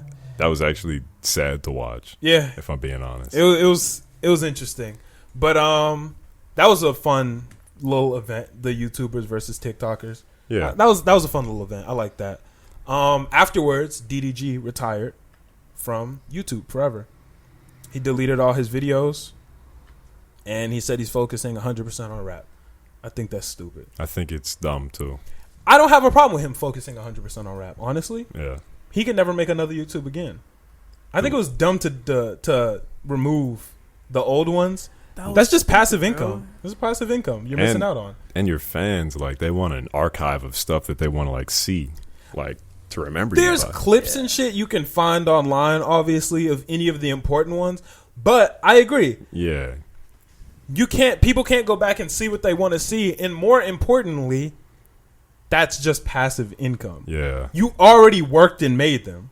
All those hours spent editing, recording, money put into production. That's literally just passive income that will just keep going into your pockets for the coming years. You just don't get any more. YouTube ads. It's just. I was sad when I saw that because I actually enjoyed watching his mukbangs with his. I think it's his nephew. I haven't watched a single video by him. Those are pretty funny. The kid's funny. I also think mukbangs are so terrible. I think they're pretty gross, especially. Those are disgusting. After I saw Sweeties, I'm like, nah, I'm done with these. Oh, she did a mukbang? Yeah. Those are disgusting. Like, those make me sick to my stomach. Yeah. I don't like watching and hearing people, like the ASMR mukbangs. Nah, those are weird. Any of them, nigga. Why am I watching you eat? That's gross. Yeah, I'll pass on that. Yeah, that shit is ass, bro. I do not watch them bitches. I don't know how those came into popularity either. Like, who likes that? My girlfriend watches like this fat dude. Like, he's like ridiculously fat, and he just like eats like copious amounts of food. Oh my god! Like, I mean, like comical amounts of food. And he doesn't throw it up. He just digests all of it. No, it's crazy. And like, he used to be vegan and like super skinny. Like skinnier than us. And he used to be one of those like aggressive vegans, you know, those types. Yeah. And I don't know what happened, but he switched over and became like an eater. So he just makes he has like 4 channels too, all of them just eating. Does he eat like meat and stuff now? He eats everything. That's so crazy. It is so gross to watch. Watching anybody eat. I don't even like sitting around. How many times have we been sitting in a room together and I'm like, hey, nigga, can you go sit in a different room while you eat? Shit, every day. Yeah, like I say that all the time. I don't want to watch niggas eat. It is kind of weird though. Yeah, I don't want to watch niggas eat. Yeah. What the fuck? That's weird. It's different if we go to eat or we're all sitting around together eating. Yeah. But if there's just one nigga eating, it's like, hey, can you go somewhere? Like, lip smacking and food coming out their mouth if they're one of them niggas. Yeah, I'm cool on that. I do not. Yeah, keep that shit away from me. Yeah. I'm not. If there's a bunch of people chilling and I'm the only nigga eating, I'm gonna go off somewhere and eat by myself because it's just weird. And niggas will like hound you for your food depending on what crowd you're in. Like, if you open up a bag of chips around a certain group of friends, it's now the group's chips. That's more high school shit. I don't feel like that happens as much anymore. That happens to me every day. Every day. Niggas may ask for like one, be like, hey, nigga, like. Well, yeah, they ask for one, but after everybody get one, it's a third left.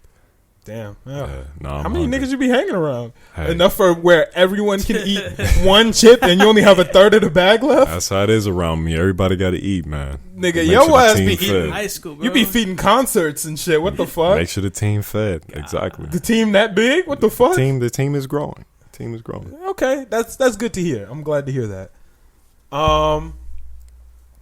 Yeah. That I guess I kind of miss Chris a little bit. We out here like Rory and Maul. Hey, it is what it is. I think that's pretty much all I got for new music. Oh, did you hear the? Well, you probably didn't because you don't like or support Tory Lanez, but I did want to talk about that. I forgot to put that on the topic list. yeah, that song was pretty good from what I heard. I didn't hear the song. Are you gonna hear the song? No, because I'm not gonna listen to Tory Lanez. Okay. Because I don't support him. Do you listen to? Wait, were you the one who canceled Doja Cat at one point? That's one thing I wanted to come in here and talk about. Okay, let's hear it. Get it off your chest. Dude, Doja Cat is fucking amazing. She's great. Like, I went and listened to some Doja Cat this week. It's weird that you brought that up because I actually like started listening to Doja again this week. She is amazing. She's good, yeah. Dude, like, ridiculous. She's good. Yeah. She's talented. That Kiss Me More song, is that the name of it? The one her and SZA? Yeah. Oh my god. That was everything about that song is good. Everything. There's nothing wrong with that song. If Rap Star is the best rap song this year, in my opinion, that may fuck around and be the best song this year. I'm one of them hardcore niggas. I could jam out to that song, Dude. any time of the day. That's good. That's 100% quality music. That's what I want artists to be making right now. That's what I want to see out them basement studios. Doja might fuck around and be the best feature artist I've heard. Every feature she steps on, she kills. Yeah. Her and SZA together. Wait, that wasn't a feature, was it? Or was that? I think That's Doja's song. Yeah, it's featuring Doja's SZA. song. SZA's on Even it. still, Yeah. Doja's on another song. It's called Dick, but nigga, she rapped her ass off. The song itself is terrible, but she rapped her ass off. She's on another song with Chica, I believe. I think that's a Chica song she has a feature on. She murders everything she touches. She's got it. And I also feel like it was unfair to cancel Doja Cat. Really? Yes. I Why? feel that it was unfair to cancel Doja Cat because that was kind of her own mental insecurities that she had herself. What did she do again? She's talking crazy about black people, basically. Yeah. Yeah, just like acting crazy. Yeah, just Yeah. I think that was her own mental insecurities, kind of. And I don't feel like it's fair to cancel someone for having mental issues. If you see what I'm saying. I see what you're saying. For like self-hate. It's odd. I see what you're saying. I want to be on that side. But when you start, saying the things is it possible to get a quote of the things that she said? Because she was saying some very derogatory and demeaning things about black people from what I remember. And that, I don't remember anything too crazy. I remember her kind of just like treating herself a little bogus. From what I remember, she was up in like some Reddit boards just talking about black people amongst non-black people in a derogatory fashion. And that's not... I don't remember her saying crazy things, but she did let those racist white people say racist things. Yeah. She let them call her shit like that. Yeah. Yeah, that's not cool. You can't... No, that's not acceptable. And if you... It's not acceptable, but at the same time, that's self-hate. Yeah. It's not as though she felt aggressively racist against black people. It was kind of like she hated herself for being black. And the purpose of canceling her would be to make sure that she can't promote the self-hate. That's true. But I also feel that she's kind of redeemed herself and through music. No, not technically she has. Through music she has. Two times over. Too. Redeeming yourself through music doesn't count, because if that's the case, Tory Lanez would be redeemed, because Tory Lanez is one of the best artists ever, in my opinion. R. Kelly. Yeah, nah, we're not doing that. His music is good, but he's a terrible person. That's true. Redeeming yourself through music doesn't really work. Yeah. But in listening to Doja and reading a little bit, and I watched the interview that she was in. That's why I changed my mind and went to go listen to Doja, was because in the interview, it felt like she recognized the issues that she had, and she recognized what she was doing wrong. Instead of, because what I didn't like at the beginning was at first she just denied everything. Yeah. At first she was just like, I'm not racist. My dad's African. Fuck all that shit. Like, y'all are tweaking. But that's one of the reasons why. That was the main reason why I stopped listening to her. Right. Because for the actions itself, I probably wouldn't have canceled her. But the reaction was why I was like, come on now. You got to do a better job. And watching the other interview, I saw a small clip of it on TikTok, and then I went to go watch the full thing, and then that's when I started to feel better. And then I played her music, and it was cool. But shout out Doja. Shout out Doja. But I feel like if you're willing to cancel Tory Lanez and bring Doja back after canceling her, you might be willing to bring Tory Lanez back, because Tory Lanez did apologize. No, he didn't. He didn't apologize. I'm pretty sure, didn't he apologize in Instagram live video or something like that? Tory Lanez said he did not shoot her, and he is standing by that. Oh, I forgot about that. He is thoroughly standing by that. But the song was good. Look, I believe it. I 100% believe the song was great. Here's why I really wanted to talk about this. DaBaby hopped on a song with Tory Lanez. DaBaby and Meg are like buddy. Like, they're not the same. They're kind of like Nicki and Drake. They are, yeah. They're the new Nicki and Drake. Yeah. And apparently Meg unfollowed DaBaby. Oh. And nowadays, an unfollow is like, that's war. fuck away from me, nigga. Yeah. Because I would feel away too. I would feel away. If you and me make great content together, and then a nigga across the street shot me, and then you went and potted with him, I'd feel away. Okay, what if the nigga across the street that shot at you was a friend of mine, and you just didn't know it? Like, he was a good friend of mine, you didn't know it. It doesn't matter if he shot me. You're a good friend of mine. So you're expecting more from me? Yes, you're a good. No, it's because it's wrong. If you're a good friend of mine and you shoot Vic, I'm holding Vic down in this situation because you shot him. Even if you're the best friend I've ever had, you shot him. I'm not gonna hold you down for shooting him. Yeah, but what if you're really, really good friends with the person who... I don't give a fuck. Okay. Emmanuel is my brother. If E-Man shoots you, I'm not holding E down. I'm not, like, obviously I'm going to sympathize with him and I'm going to listen to his story and all that. But at the end of the day, you got shot. Yeah, I did get shot. You feel me? Yeah. But I think it's kind of nuts. I don't know, man. But I feel like there is an expiration date on everything. And at some point, we're going There's to an have expiration date on shooting somebody. Yeah, in jail, there's even an expiration date on that. You get out after a certain period of time. That's not always true. Sometimes you're in there for life, but in some instances, you get out after a certain period of time. You can't hold everybody to that for the rest of their lives. At some point, people move on. You shot People me apologize. a year ago, nigga. When is it time to bring him back into the cycle? I feel like the time is now. That's my pitch. You've Tory always Lanez felt 2020. that. You've always felt that. Okay, yes, that is true. But I feel And like because of the music. the music is good, yeah.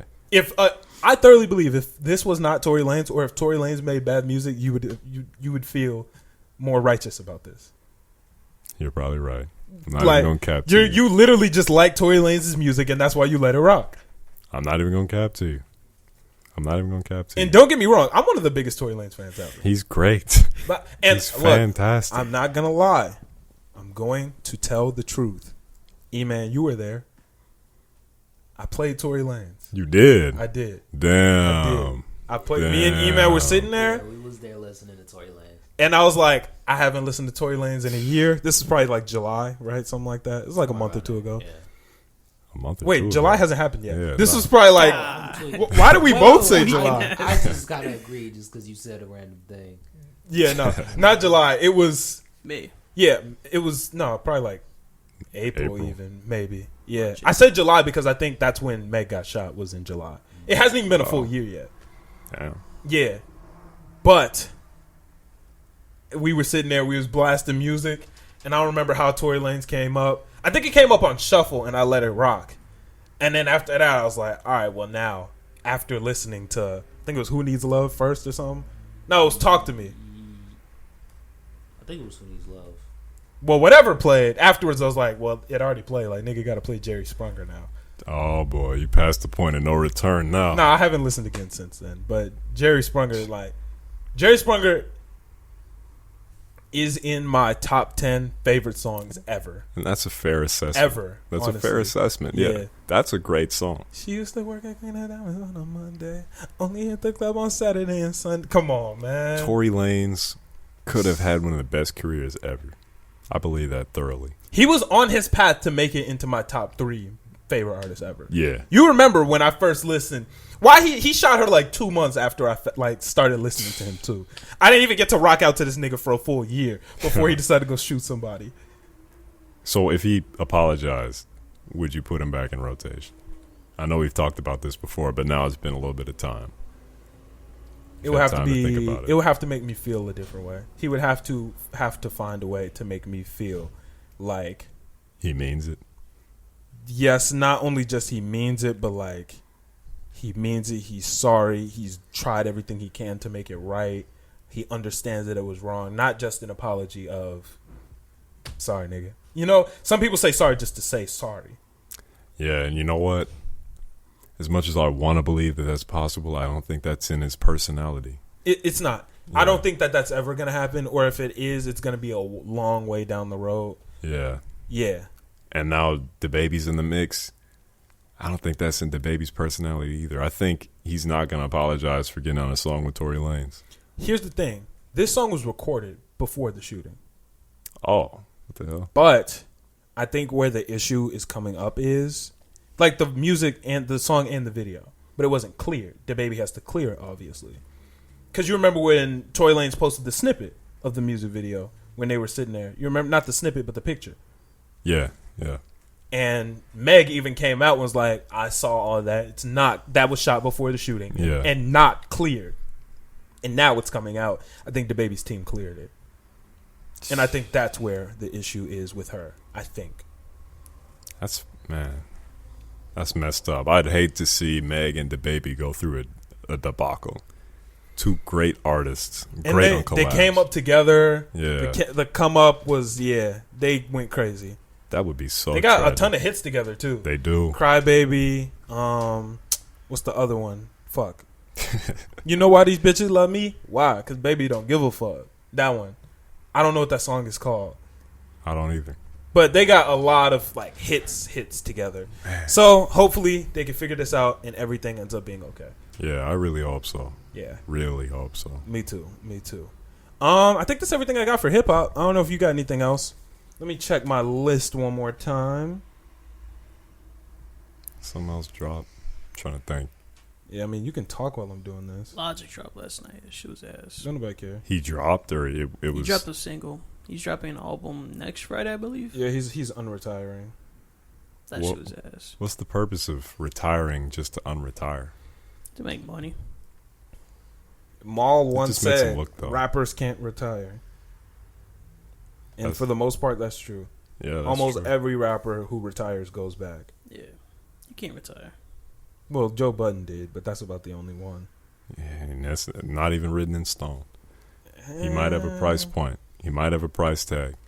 I don't know, man. His rap career was so underwhelming compared to he's making so much more money off of podcasting and shit that it almost wouldn't make sense for him to go back to rap. It would almost be a blemish to do that. I feel like if the price is right, he'd be willing to do it. Yeah, I don't know if that's true. At some point, maybe. Vic, he's trying to get your attention. Yeah. But I don't think there's any new music, low-key. Yeah, no, I think that's pretty much everything. I don't really have much else to talk about. I don't know if anything happened in pop culture. Oh, iCarly. That came back out, the reboot. People are enjoying it. I haven't seen it. I'm going to try to watch it by next episode. So what they're older now? Or yeah. They're cussing. I saw a clip where she cussed. Who? She said, bitch. Carly? Yeah. This nigga saying cuss? What the fuck? Nigga sound like a country boy. Mama, they cussed. Nah. That's niggas right across they the street. Swore. Whatever. But yeah. Hey. It's adult iCarly. It's the same thing. It has the same vibe apparently, but it's like they're obviously adults. So adult themes are mentioned. Freddie has a daughter. Which one was Freddie? The cameraman? The camera guy? What the fuck? Who the fuck is Freddie? What the fuck? Yeah. Freddie has a daughter now. One? No, that's Gibby. Oh, yeah. He's not in it. He just didn't take the deal to get back on it? Or? Yeah, he didn't want to come back, and neither did Jeanette McCurdy, Sam. So Sam's not there either. Damn. Yeah. I understand why Jeanette McCurdy didn't come back. She had a terrible time there. Why? Why was it bad? She was going through eating disorders. She was having a lot of mental problems, and they kind of just made her keep going. That nigga Dan Schneider is a menace. I heard bad things about him. She was in rehab for her eating disorders, and this nigga pulled up on her, like, personally was like, come on, like, we gotta go record. In the middle of her, like, that's so distasteful. boot camp or whatever the fuck you want to call it, you know? That's so distasteful. And he was like, yo, we got shit to record. Come on, let's go. Apparently, he's like really creepy. I've read a lot of stories. Probably like a month or two ago, I went down the Dan Schneider rabbit hole of just like looking shit up about him, and that nigga's a menace. Man, The things he was making Ariana Grande do on like camera and shit was like odd. okay. Everyone listening, go look up some Dan Schneider shit. Are you sure? Yes. He is creepy, bro. And it's shit that like never technically crossed a line, like So he was legally, he knew how to play the field. but he always played it perfectly because he had the ability to do so.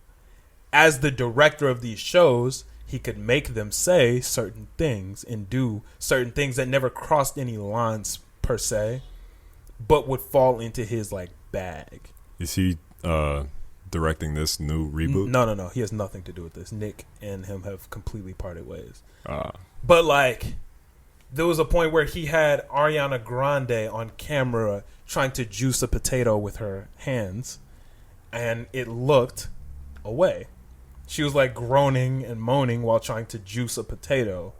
You see what I'm saying? Yeah, that's kind of. Or he had her say crazy ass shit like, hold your horses. yeah, now. no, Are I'm you not. sure? I'm not Yeah. gonna just say all the shit. Yeah. But he had her say like crazy ass shit, and he also apparently has a foot fetish, and he had her like sticking her toes in her mouth and shit. Oh yeah. Yeah, There was a lot of foot stuff. a lot of foot. Yeah. If you look at the shows, there's a lot of foot shit. Like Yep. not Ariana Grande. Victoria Justice was like shooting a bow and arrow with her toes and shit. Yeah. And as a kid, you don't notice because it's kind of just like stupid kid jokes. Yeah. Like feet are funny to kids. That type of shit is funny. What the fuck?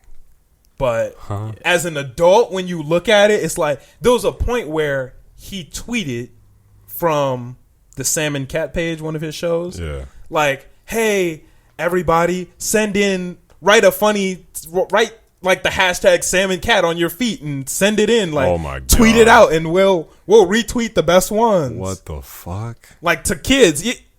While technically none of that is illegal, that's all menacing. Yeah. That nigga is a menace. That. yeah. Oh my God. Is he in prison? No, because he didn't do anything legally wrong. They probably could find It's something. weird as fuck, They could find something. but technically it's not illegal to direct the show and make them do weird things with their feet or say things on camera for the show. You know, technically none of it's illegal, but it's all weird as hell.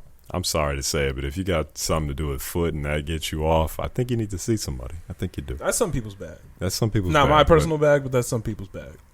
I just how feet are nasty. I don't personally like feet, but that's some people's bag. Yeah. Hey, y'all do y'all then. I'm never gonna knock a nigga. Look, do what you want in your bedroom as long as everything's legal and consensual. I don't have no problem with whatever the fuck. Motherfuckers do some shit that I would deem weird. That's in their bag. Hey, just keep that. I'm not athlete's gonna foot. judge nobody's bedroom shit. Keep them athletes' feet away from me and keep them bunions away from me. That's all I gotta say. Hey man, I agree. That's me. I don't like no feet shit, but it is what it is. Yeah, I think that's everything I got. We can go ahead and get into anime. That sounds good. My Hero Tokyo's Revengers. What you feeling? Let's go My Hero first. This episode was rather forgettable. Yeah. I can agree Nothing. with you. It was kind of a setup, like a wrap up of the arc. It was nothing. Nothing was meant to be too crazy in here. My Hero typically has those where it just slows down the pace for a little bit, like the festival shit. That's pretty much every anime though. Yeah. Every anime after they go through a big arc, they have a little cool down period. I feel like that's necessary. Yeah, this was obviously the cool down episode, and I don't even think this is gonna be a cool down period. I think it's just gonna be a cool down episode. I think this episode chill, and I think they're gonna get right back to it next week. That's what it looked like from the clip. Really, from the clip for the next episode. Yeah. I didn't see that. I think the next episode is called something like All for One Enters or some shit crazy. Oh hell no, that's gonna be crazy. That's obviously not what it's actually called, but it's something along the lines of where it's like the battle begins. It's something that would clearly make you think like, oh, it's about to get popping. That's good. Yeah. That's good. Yeah, it's gonna be decent, I can tell. Or it's like the saga return. It's something. Yeah, something exciting. It was cool that they got their licenses, Todoroki and Bakugo. Boy, that little exiting scene with Bakugo and Todoroki, that shit was nuts. That shit was cool. Bakugo has the potential. And now I know he doesn't because of the dumb quirk shit. Okay, wait, say what you gotta say. Let's see. He's the best, bro. That nigga can be number one hero, real talk. Or he should be able to. You think he's better than Todoroki? At this point, yes. At this point, I think Bakugo has done a better job learning to make his quirk as versatile, adaptable. Now he's also a rescuer. He gives it, like, even when All Might dove on that lady, he stopped what he was doing to go make sure neither of them got hurt. You know what? I want to disagree with you, but I don't think I can disagree with you. Yeah. Because what Todoroki's doing right now, he's kind of just repairing his personality. He's kind of just getting used to the heat technique and like going, what's the... I think he called it flash fire or something. Yeah, like that. the flash fire. Yeah. So he's really just getting accustomed to his shit while Bakugo is excelling past what he's been accustomed to. Yeah. I mean, Bakugo has really made strides as a hero in this last arc. Yeah. And I have nothing bad to say about Bakugo. He spent more time than anyone else working with and adapting his quirk to be what he wants it to be. Deku spent a lot of time adapting his quirk. But he was already starting behind Bakugo. Bakugo came into UA already. He did. Like lit and wired and knowing what to do. Nigga could fly. He was flying already. And that's crazy. Yeah. He really was working. So I feel it.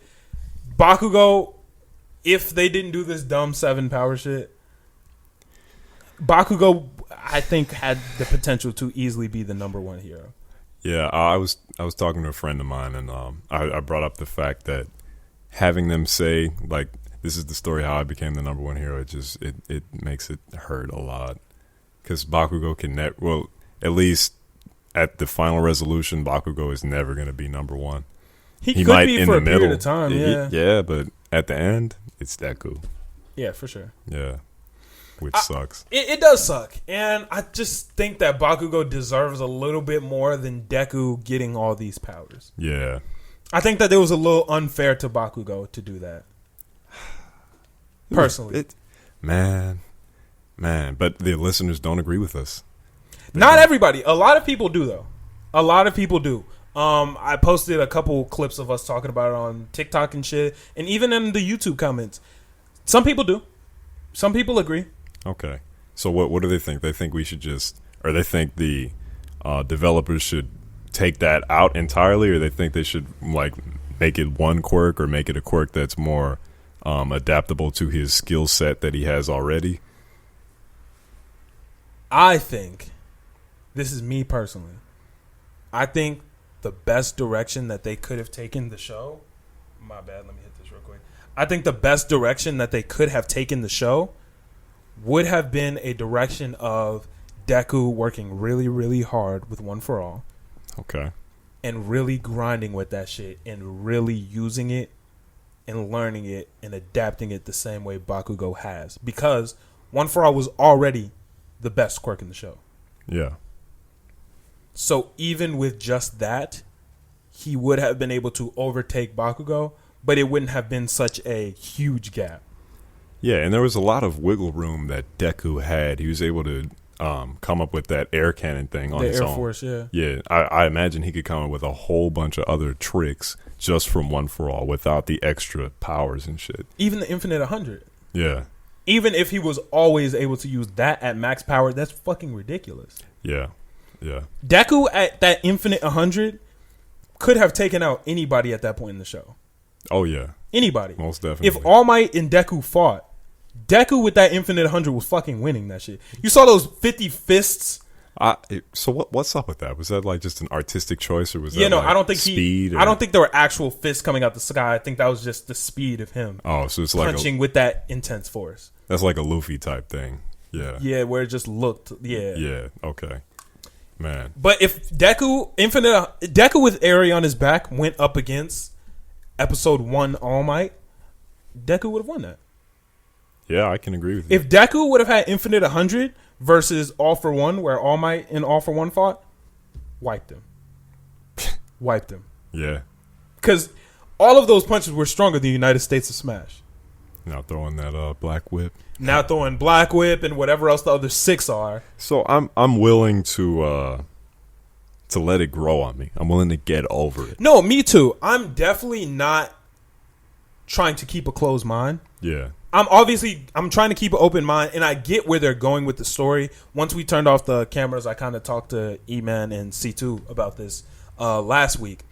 I can see the direction they're going. I am not mad at it, and I see where they're going with this story. Or I am mad at it, but I'm going to keep an open mind. I see where they're going with this story. I think what they're going to do is, since they just made Deku so fucking powerful and gave him 8 quirks or some shit like that, I believe they're probably just going to make Shigaraki strong as fuck. Shigaraki is going to get a ridiculous boost, and I think to try to keep the power scaled, they're probably also going to boost Bakugo and Todoroki somehow too. I think it's going to be some quirk singularity shit to where their quirk is going to get boosted. Quirk singularity shit. So how would that work if, because both of their quirks are technically like a 2-in-1 combo. You think they're just Bakugo, like the sweat and then the nitroglycerin shit and then the sparks or whatever? I don't know if that's a 2-in-1 combo, but okay. Yeah. He has 2 quirks and then they just blended together perfectly so he could create explosions. I don't think he has 2 quirks. I think it's just 1 quirk. I'm pretty sure he has, his sweat is like the explosive material and then he's got the quirk for sparks or something. He doesn't spark. He can just ignite his own nitroglycerin like sweat. Maybe I'm I don't wrong, think Bakugo could just randomly ignite some other shit. No, not other shit, but like it's exclusive to his sweat. Yeah. Yeah. Okay. Somebody described that to me as 2 quirks. I think it's still 2 quirks, but whatever. I think it's 1, but whatever. Yeah. But Todoroki though, that's obviously 2. That's obviously a combo. Yeah. So you think they just like make it bigger? Because that's pretty much his whole thing. Like I think they're just going to give him more power. I think they're going to just give Bakugo more power and give Todoroki more power to try to keep up. They should give Todoroki more control instead of power, because Todoroki right now can raise a sheet of ice as high as the Empire State Building, which is crazy. Now, if they gave him more power, that's high as Mount Everest. That's unacceptable. I think that's what they're going to do. I think they're just going to give everyone more power, and then they're going to have to get more control of themselves, because that's what's happening with Deku. That kind of reminds me of Dragon Ball Z, and that's not a good sign. Dragon Ball Z is good, but the fact that the power creep in Dragon Ball Z was just like totally ridiculous. Naruto also. Yeah. If that's the case, they have to fix that. I think this is where it's going. I predict that All for One is about to get hella quirks. Like, I think he's about to really, really power up, because he wasn't at max fighting All Might that one time. Yeah. I think he's really going to fucking power up. I think he's going to power up Shigaraki. I think he's probably going to give Shigaraki some more quirks. Or find a way to improve Shigaraki's quirk or some shit. Yeah. I think Quirk Singularity is going to power up Bakugo and Todoroki.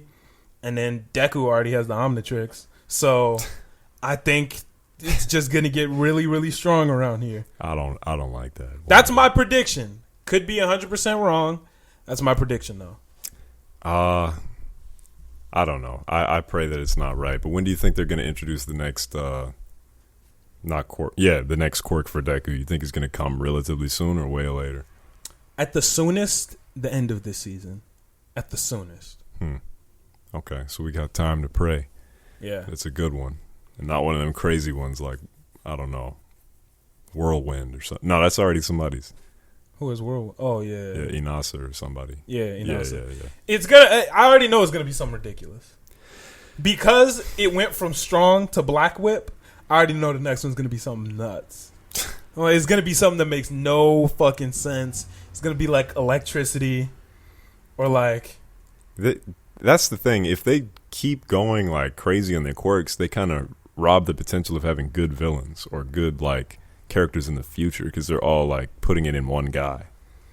That's kind of true. That's part of what they're doing, and it's just a little annoying to me because why give him the Omnitrix? Hey, Like, that's what they decided to do. I guess we got to grow with it. yeah, I against mean, it.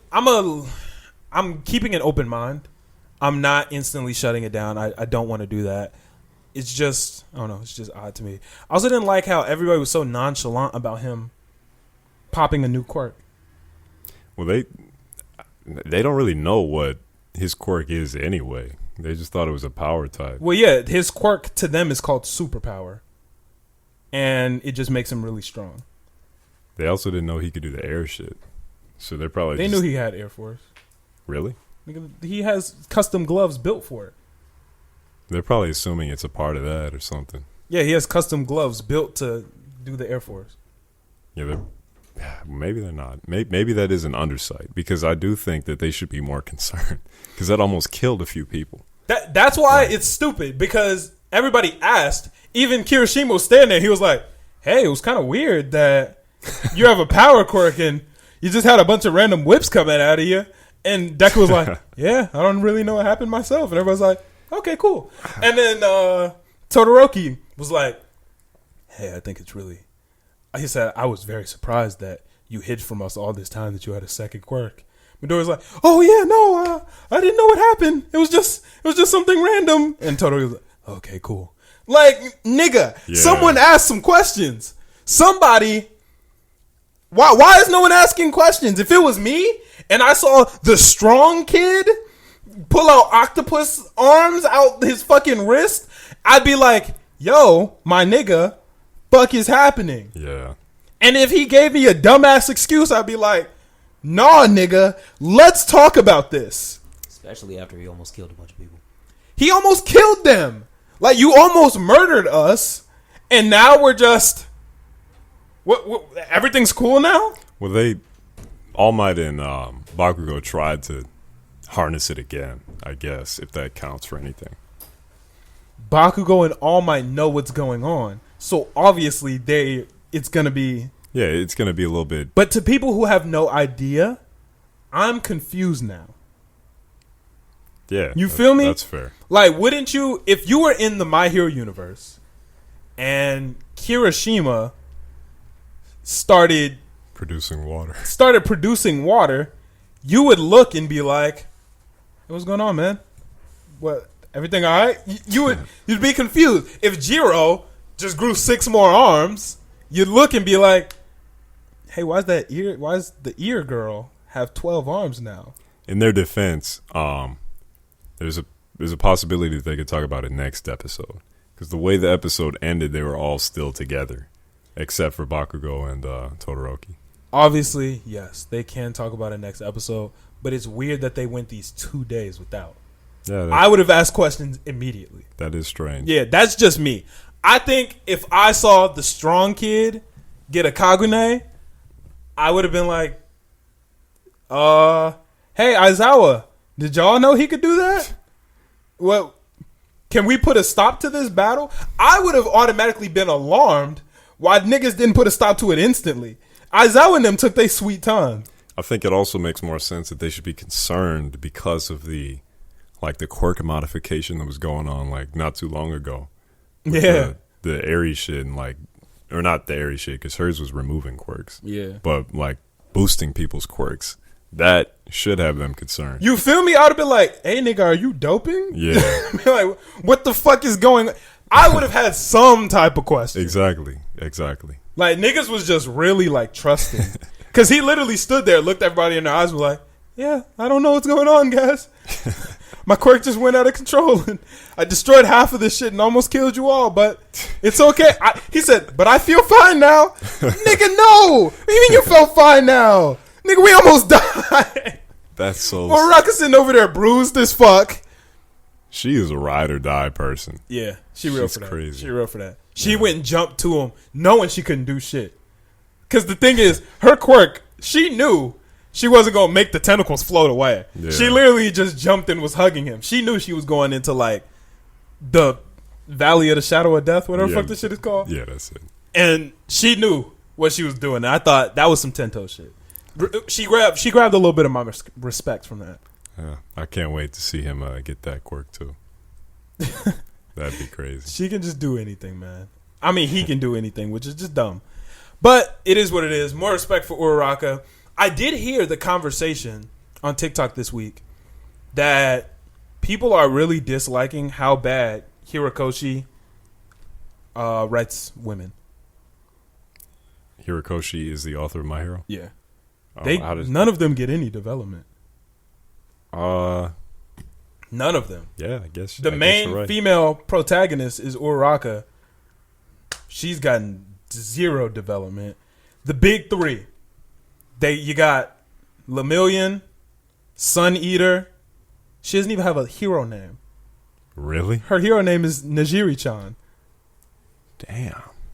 Maybe you're right. Maybe what? They each got their turn in the spotlight. You feel me? Vermillion had a great big fight. Yeah. I want to save 1 million people.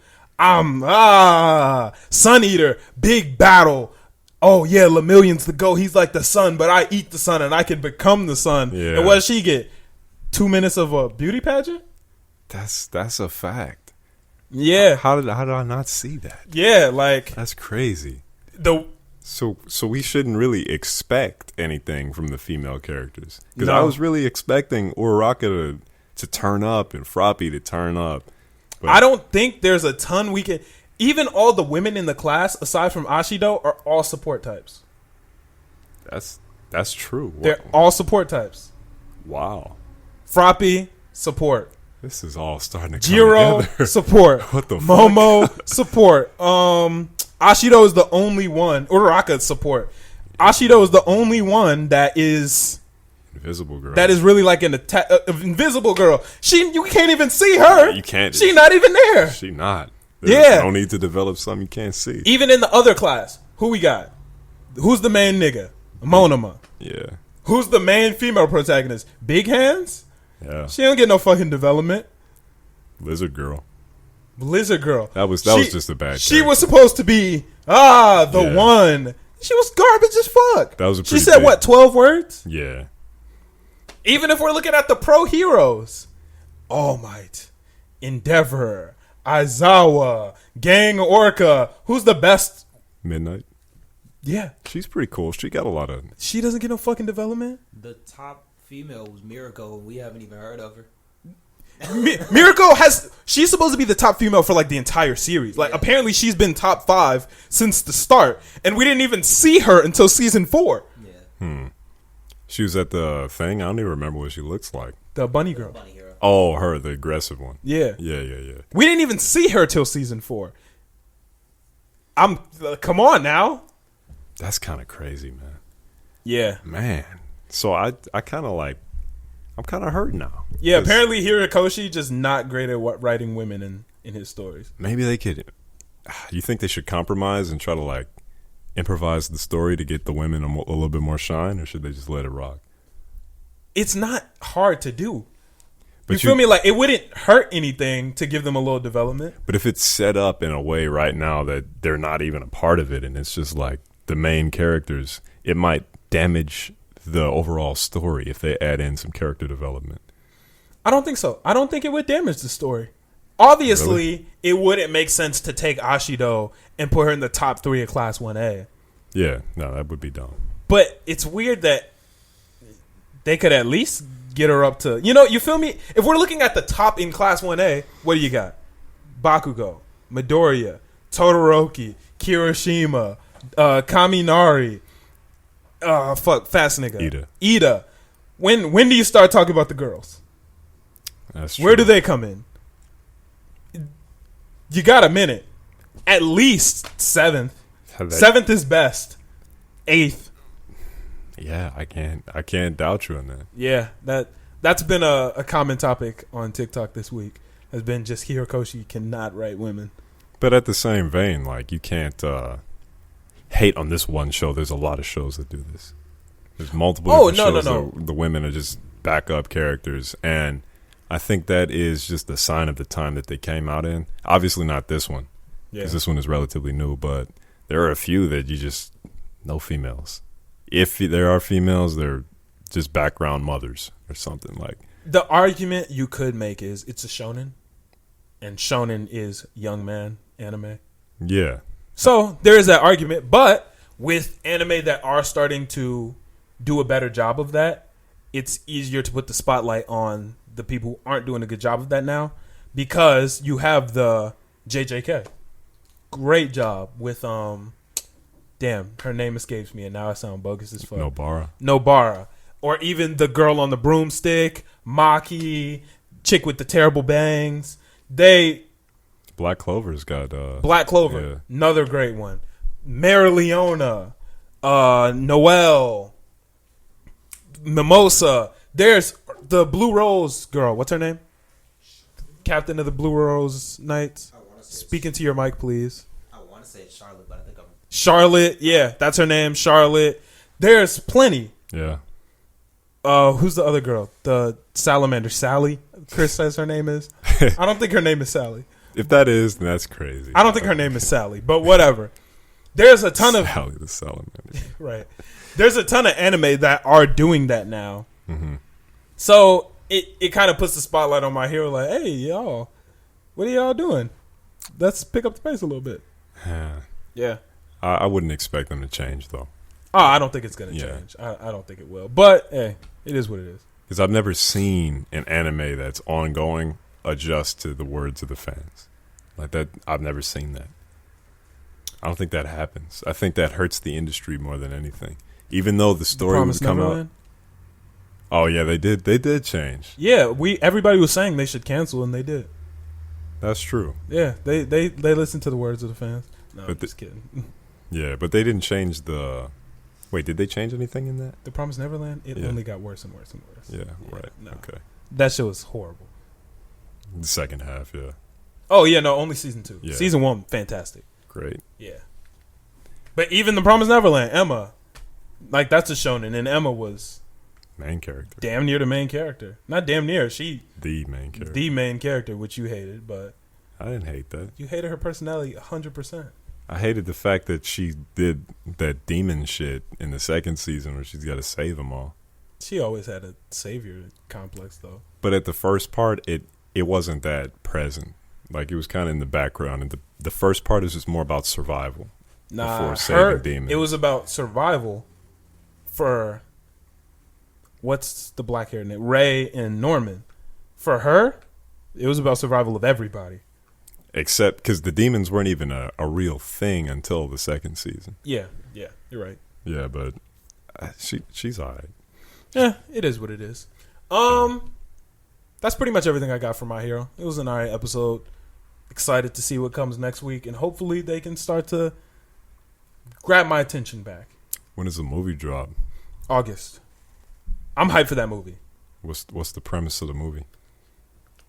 I'm not positive, but I believe in the trailer, for whatever reason, they're seen as villains. I think it's some black op operation where there's like villains for what? Maybe they got framed or something. I don't know. Your flashlight's on. I hate that shit. Yeah. They're probably like going into like a foreign nation or something like that. Yeah, it's something like that. But yeah, that's what's happening. Yeah. It's pretty good though. I'm ready to see it. I'm ready to see it. I got those stealth costumes look incredible. That's why I was excited, and that's why I asked about it, because somebody put it in the Discord, and I was like, yeah. If you're not in our Discord, go ahead and join it. We talk about a bunch of shit in there, anime, music, all that. We have a lot of great anime conversations. Go ahead and join it. The link's in the bio. Yeah. But that had me excited for that. Dude, one thing that I really like, and I think they're going to do it, they keep consistently making Bakugo's gauntlet smaller. In every fight, they either break the gauntlet down, or even on the stealth costume, he only has the inside part. I like that. Yeah. Those big gauntlets, they do look cool, but they're kind of stupid. Even when he walks, he has to walk with his arms like wide as hell. Almost every fight in the last like 2 seasons, they just break the gauntlet, or for whatever reason, he takes them off. I think they're going to start moving toward... I think his next costume is going to have smaller shit. It should. It really should. Yeah. Because it did look a little bit goofy. Yeah. With the swaying of the arms and shit. It looks dumb. Even the fact that they're adding those little grenades he has on his hips, I think those... are going to start to replace the big ass gauntlets. Yeah. And they just keep getting broken, or he'll take them off for whatever reason because it just doesn't make sense to have them. Yeah. Yeah, I like that. I'm excited for that. But that's all I got for My Hero. Tokyo's Revengers. Yeah, this is the episode that I want the rest of the show to be like. This is where it really shined. What about this episode made it shine? The fact that Mikey actually became a boss, or not Mikey, Takemichi. sorry. Yeah, Takemichi actually became a boss in this episode. That's what I was trying to tell y'all. It was still early in the show. It was still episode 9. Yeah, but there are other shows that could heat up a little bit faster than that. Even if you look at Tokyo Ghoul, Kaneki was a bitch for the first season, the whole first season. That's true. And then he got pushed to the edge, savage mode. But there was more compelling stuff about the world of Tokyo Ghoul, so it kind of took a little bit of the spotlight off of Kaneki. It's for development. It feels better when the character becomes a savage when they were a bitch at first. Yeah. That's what I liked about this. I don't want to say it gave me chills because it wasn't that lit, but when him and Draken were standing side by side, like, Yeah. all right, I guess we just got to get to it. I like that. That was awesome. I really enjoyed that. I don't know. I felt like well, first of all, you're right about him getting up from the stab wound. He was not, in fact, dead. Obviously, though. Everyone could tell that Draken wasn't dead. But what I don't like is that guy took a lot of damage, and he's still, like, ready to throw hands. Draken? Yeah. You don't like that? I don't know. I feel like they should. I don't know. Maybe I do like it because that is raw. But he took a lot of damage. But man. he obviously wasn't about to do anything. Yeah, he was. They were prepared to die. They just didn't want to die sitting. Okay, yeah, I can respect that. Because even Takemichi said, yeah, this arm is cooked. He said, I can't feel the hand that I got the knife in. Why? He said, this arm is completely cooked. Draken was standing there like, or Takemichi was like, you ever thought about what heaven's like? He was like, hey, man, we going to hell. They knew it was cooked. They knew it was 100% over with. Why did he throw the knife away when it got lodged in his hand? I would have kept that knife, and I would have started stabbing niggas with that. He's not a murderer. But still, like, you could at least use that to defend yourself. And he's just not a killer. And they could have taken it back from him relatively easily. Really? Yeah. It's hard to take a knife from somebody just swinging it. From Takemichi, though? Yeah, you're right. That's Takemichi we're talking Six about. niggas can take a knife from Takemichi. Relatively easily, too. With the help of Draken? Yeah. Not Draken was A beat-up Draken, yeah. yeah. Draken wasn't even. He was barely there. But it was cool. It was cool to see. I thought it was whack as fuck when that nigga stabbed him though. In the hand? Yeah, He's just a bitch all around. yeah. So, Kiyomasa is a bitch. yeah. There's no getting around that, unfortunately. Yeah, he's just a bitch boy. But, man, the gang pulled up, and the gang got to throwing hands. I like that a lot. And I like the little flashback that they did to when he was grown again. And then what's his name? Akun. Yeah. He was grown again. He showed that little smile, and then he went back to being young again. And then he started kicking ass. I like that. That made me feel like, at first, like when that episode happened, when he killed himself, I didn't get attached to him at all. Like, I didn't feel that. But now, after seeing that little like segment, now I feel that a little bit more than I did. And I agree with literally everything you just said. The only thing you said that I do not agree with, you said they were kicking ass. They were getting fucking whooped. Yes, they were getting Them whooped. niggas. Look, Yes. if your goal is to be delinquents, your goal is to roll with the Tokyo Manji gang, your goal is, you're going to have to get it popping. This is the same thing I said about Mark from Invincible. Learn how to fucking fight. Learn how to fight, bro. You can't get your ass kicked every fucking episode and just be okay with it. But getting your ass kicked is how you learn.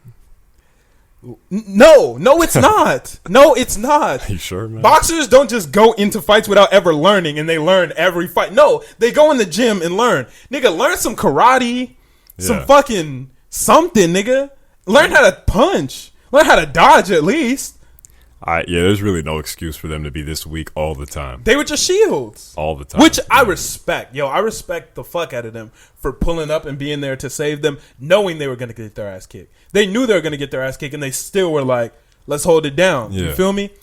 That was dope, and I fucked with that heavy. What I just thought was stupid is that niggas learn how to fight, please. Like, please, man. Yeah, and there's no excuse for Takamichi because he has time to be a fighter in the present and the past. So, like, just take some time out your day. Every, once a week. Let's just hit the punching bag. Let's just buy a punching bag and just, you feel me? Let's get a little bit of action. It's something. Fight each other, spar, do something. that's so You can't sad. just be useless. Yeah, because they pull up and just get scraped every time. And that they're real for that. They're real for knowing they were going to get their asses absolutely handed to them and still go hard. Yeah, and that's always a respectable thing. Them niggas just need to learn how to fight, bro. Yeah. That's my main takeaway from this episode. They need to learn how to fight. Yeah, because now they have the fighting spirit. They just need to know how to fight. Yeah, that's how I feel about it. I think it's going to get better, though. I can see the show. I never disliked the show. Actually, I take that back. Episodes like 1 through 3 was kind of boring. Yeah. Around whenever Akun jumped off that bridge was when I was like, oh, It okay. did put a little pep in the step, but it didn't like put it to a stride yet. This is the stride, I feel like. I think they can keep this momentum up, though. I think they can keep building off of this and keep moving. I'm glad Draken didn't die. Obviously, we knew he wasn't going to. You thought he would, but It would have been kind of cool to see him mess up and then try to recover it at the next phase. that's true. But I think Draken is just too important of a character. And he's too good of a character. Yeah, it wouldn't. Throwing him away would be a waste. It would be a waste of a character. When Draken was like, Takamichi, just take him and run, nigga. You ain't got it. And that hype time, I was like, oh shit. That was when Takamichi was like, no, I can't do it. That was powerful. That hit me. Yeah, this episode was full of like a lot of emotional rides. Yeah, when they stood up next to each other and were prepared to go to battle and get their ass whooped on their feet, that was real. And that guy, Hana or Hanma or whatever the fuck, Which dude? the leader of the Mobius. Oh yeah, I don't know his name, but yeah. Yeah, he was actually holding his own against Mikey. Him and Mikey were going crazy against each other. Yeah, He was he's gonna be good. He's gonna be good. I have high hopes. Yeah, it's nice to see Mikey not just one shot somebody. Yeah, I was kind of getting tired of that. Like, Yeah, I know you're strong. I know you're the GOAT, but nah. yeah, it's good to see him have a little bit of back and forth. Like, let's get it popping instead of just This ain't One Punch Man. boom. This ain't Yeah. One Punch Man. I want to see you actually. I want to see some skill. Before it wasn't skill. Well, that kick all the way up to the top was skill. Yeah, he's got some skills. Yes, for sure. Shout out to Mikey, man. Shout out to all of them. This is just a good show. Yeah, Yeah, I'm enjoying it now. It's really hitting the stride, really going full power, and I'm ready to see where it takes it. what do you think's happening next episode? Just healing. I think it's going to be a more chill healing episode. I think they're all going to be in the hospital. How you think they're gonna get out the fight? The ambulance came. Oh yeah, it did come at the end. Yeah. The ambulance came. I think the ambulance is going to take Takamichi and Draken. The police are going to come and break up the other fight. Everybody's going to run away and skedaddle. And I think it's just going to be an episode of just healing. Okay. Yeah, I think this is going to be a more chill, like, relaxed episode. I'd like to see him go back to the present this episode. That's possible. I think maybe half healing, half present, maybe. Yeah, probably like the last 5 minutes is gonna be the present. Yeah, I think that's probably the best bet. Yeah. Yeah. So, JoJo's Bizarre Adventure.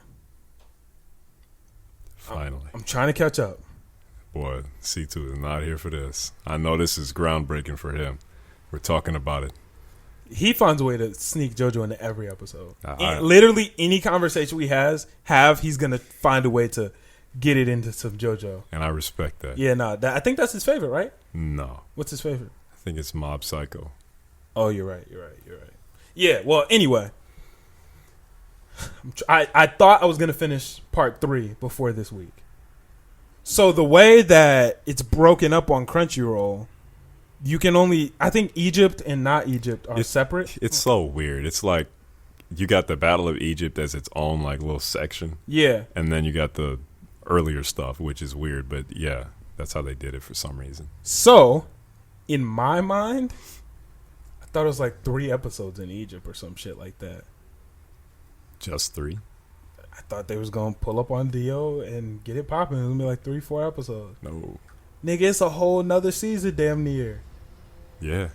I wanted to quit so bad. When I went and clicked on the next one and saw 15 episodes, I was in that bitch like, bro, I'm about to give up on this show. This is when it gets good, though. This is when it starts to count. I sure hope so, because this shit is boring, bro. What part are you at again? They just picked up the dog. This is where it turns up. This is where it turns up. You haven't even met your first stand user yet. What are you talking about? They're all stand users. Or not in Egypt.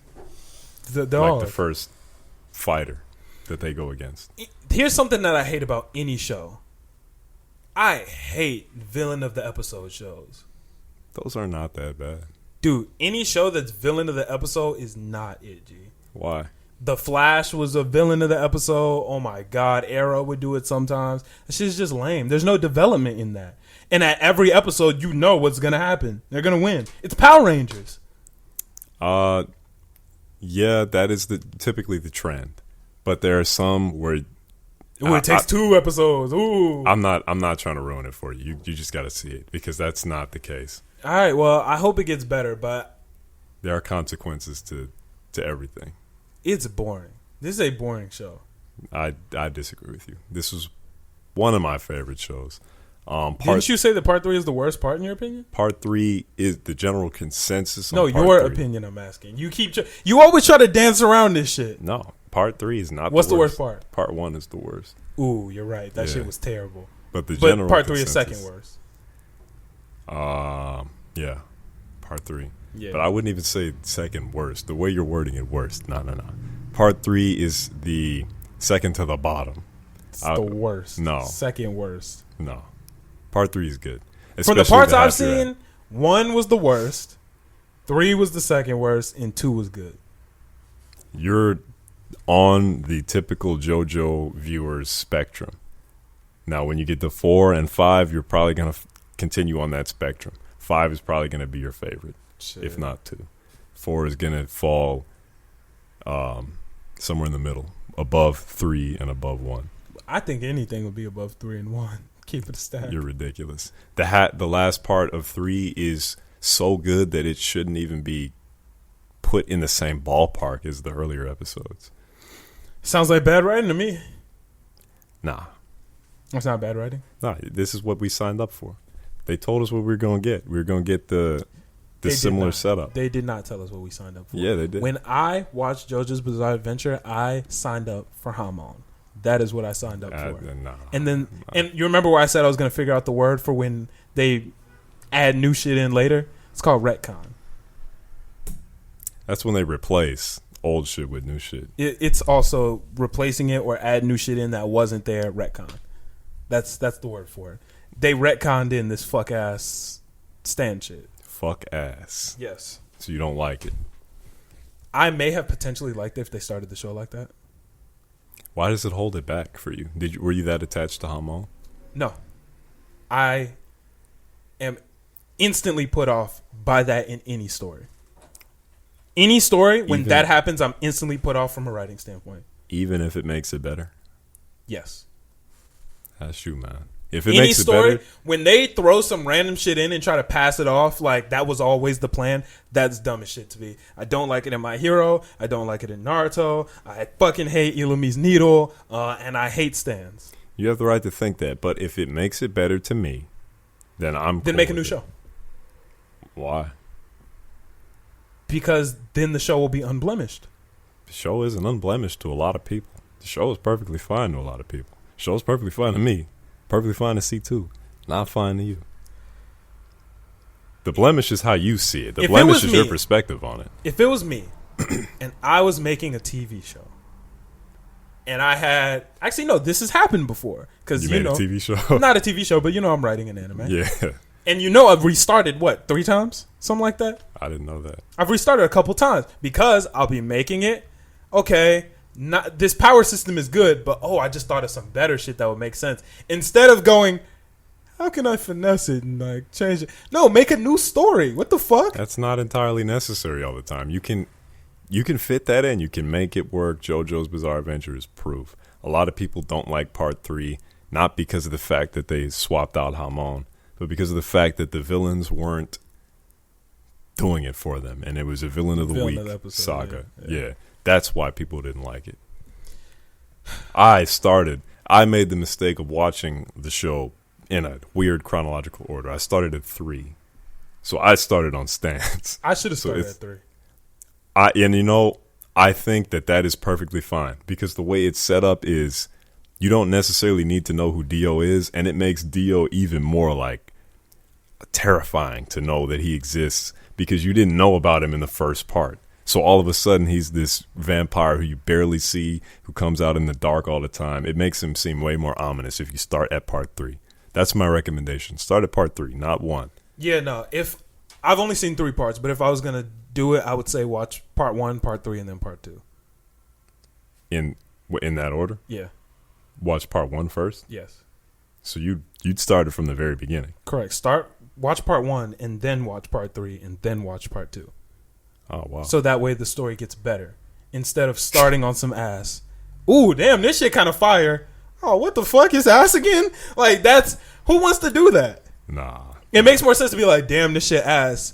Oh, okay, all right. So it doesn't really make sense why they got new powers randomly, but okay. Oh, and now this shit is getting kind of fire.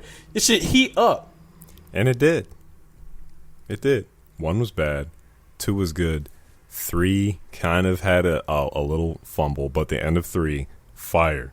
4, most people consider it fire. 5, definitely fire. No question It should about just 5. heat up, man. If you should make some shit heat up instead of start it off cool, throw it in the microwave, and then wait 2 hours to eat it again. It's perfectly fine how it is. Very few people have a problem with it. You're one of them few people. You should be killed. That's just the way it is. Hey, man. Well, here's the thing. If you kill me, I can always just randomly grab your body and come back to life again later. Right. Sure, whatever. Ooh, and by the way, I have a new power, too, where I can summon another nigga. Like, You just wait, bro. You just wait. You got some shit in store for you. And Bro. it's right here. You spent all that time waiting, and now it's right here. Now you can enjoy the show. it's been about, what, 2 years now since I started JoJo? I think I started in 2019, right? That's on you, man. I don't know what to tell you. Yeah, I started JoJo in 2019, and now I'm just starting to really, like, get back into it. It's a good show. Yeah, I also started One Piece in 2019, and now I'm trying to really get back in my bag on that shit, too. One Piece is heating up. It sure I'm is. on Skypea. And, man, I hate to say it, but Skypea is also what people deem as one of the most boring arcs of One Piece. So Reading it, I'm enjoying it. I don't know how you're doing that. They haven't got to Skypea. Where I am, they're on the island, Java Island. Java Island. I think that's what it's called. It's pretty good, though. That part is good. Yeah. I think that part is a separate.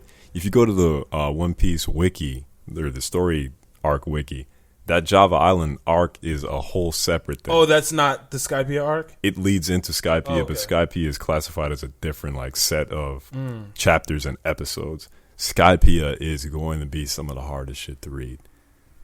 I'm warning you that now. But after Harder Skypea, than JoJo Part 3. because of the age of that arc. Like that arc is like I don't want to put a weird number on it, but I think 2001 or some shit like that. Because of the age, it might be harder than Part 3 JoJo. But Why, though? Why does the age change something? because you're reading it. I'm reading it. I'm not watching Yeah. You're not watching it. Yeah, never mind. Yeah. Reading it has been a lot better for me than watching it. Yeah. Nigga, watching it, they don't even have this damn goat shit in there. With the goat man. That dumbass filler arc. They still got the filler in the show. Nigga, I did not see no damn goat man in the fucking manga. The good thing about One Piece though is the filler count is extremely low, so you don't run into a lot of filler in One Piece. I ran into that damn goat man. Yeah, well, hey, Gold Man, gotta get it. I gotta get it. Yeah, that shit was dumb as fuck to me. But reading it, I'm enjoying it. I'm liking reading it, and I'm gonna keep trekking through. Yeah, you do that because it's rewarding, especially. Yeah, just basically right after Skype is when it starts heating up. Okay, word. I mean, I'll let it rock. I thought about reading JoJo too. I think I might do that too. That's potential, just to get it over with. I wouldn't do that. You're now at the part where you don't want to read it. If anything, you don't want to read this. You part. have a skewed view on JoJo. But you don't want to read this part. If I had a skewed view in the past, okay. But this part, ask anybody, this is the part you don't want to read. This is the conclusion. Okay. Part 3. Guys in the room, help me decide if Millie has a skewed view on JoJo's Bizarre Adventure. You love this second half of part 3, correct? Yeah. Who is the villain of the second half of part 3? Dio. All right, guys. Let's ask Millie a question. Who's your favorite anime character of all time? Light Yagami. Can you tell the truth so we can move on with this? Okay, at one point in time it was Dio, yes. But now I've moved back to my roots and reclaimed Light Yagami as my favorite anime character. Anime villain. Who's your second favorite? Probably Dio. Does Millie not have a skewed view of this arc? It's not even the fight with Dio that you're going to enjoy. It's the fights leading up to Dio that you're going to enjoy. You don't have to like Dio at all. You just have to like the characters and the battles that they're going to go through to get to Dio. You're going to like that. Okay. I will trust you, and I will power through. You should. It's worth it. All right, man. I'm Yeah. going to try to trust you on this. Please do. C2 would say the same thing. C2 I speak also for has C2. a very skewed view on JoJo. Well, okay, well that's Potentially I'm not more gonna than talk you. Potentially. we're not going to get into that, but I believe that he's justified in saying that the ending to part 3 is 100% worth it. All right, I'll power through. I'll try to finish it this week. It's tough. I fall asleep. Like, it's not even of my own will. Like, there's actually nothing I can do about it. It's like every time I turn on JoJo, I magically fall asleep. Like, no matter how hard I try.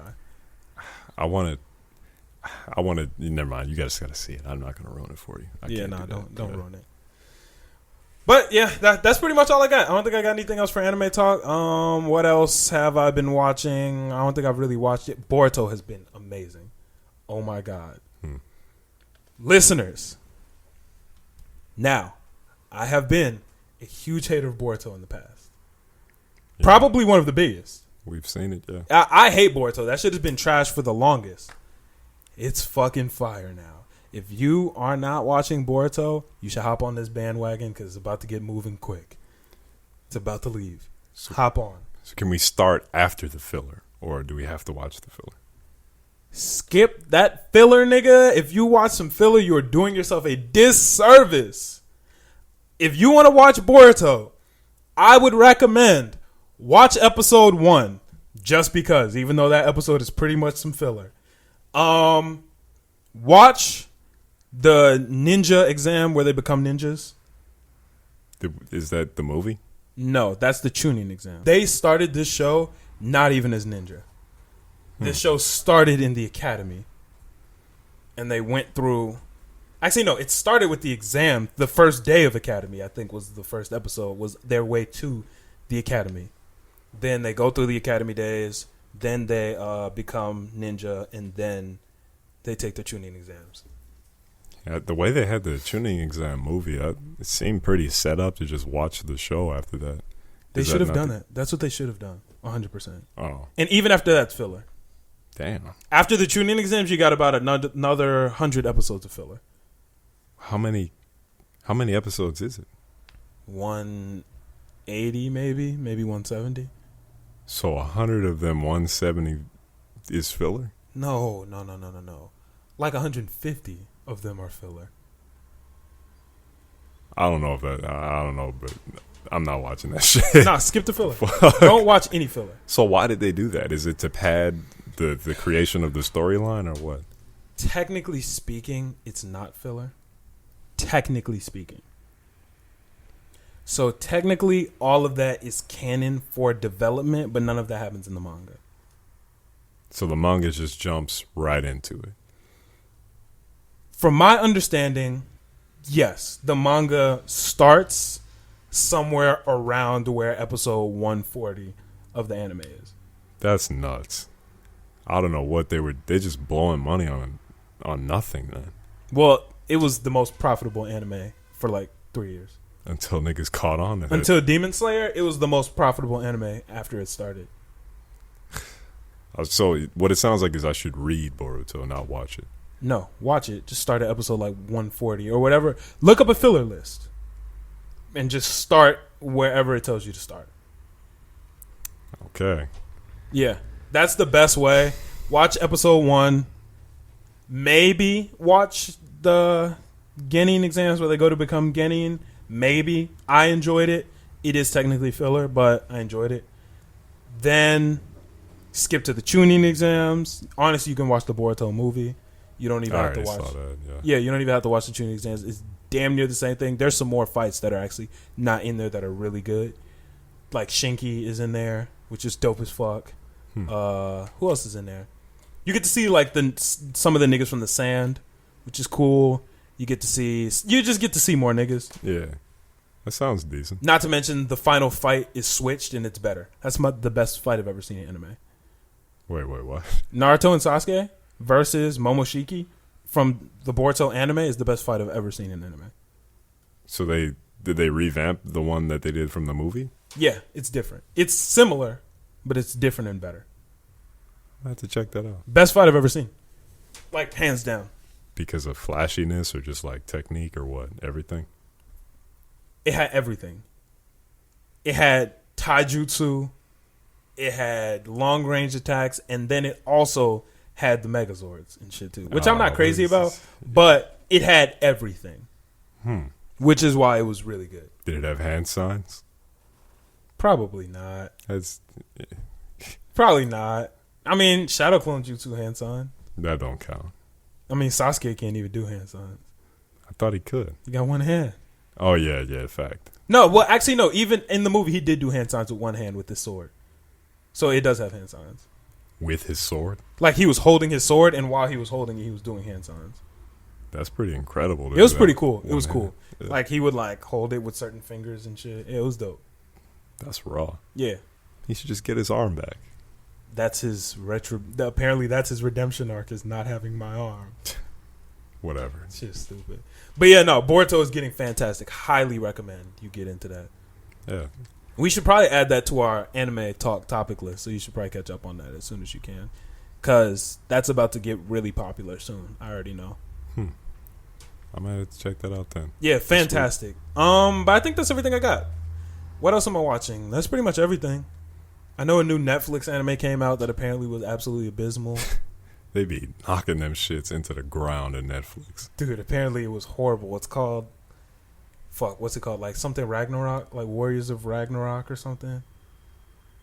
Huh. It's something like that. It's apparently horrible. Worse than Yasuke? Yeah.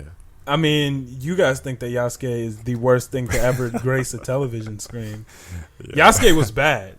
It was like a 5. But the fact that y'all said it was a 0 that is shit just... was a 2. doesn't even make sense. It doesn't even make sense, Yasuke actually. is not it. What's it called? Record of Ragnarok? Is that what that says? Yeah, Record of Ragnarok is apparently abysmal. I will stay away from it. Yeah, aside from 7 Deadly Sins, they fumble well, they ended up fumbling 7 Deadly Sins, too. But Netflix fumbles... Oh, Castlevania. That's a good one. Castlevania is a hit from what I hear. Yeah, I've never seen it, but I heard it's a hit. I'm going to have to check that one out ASAP.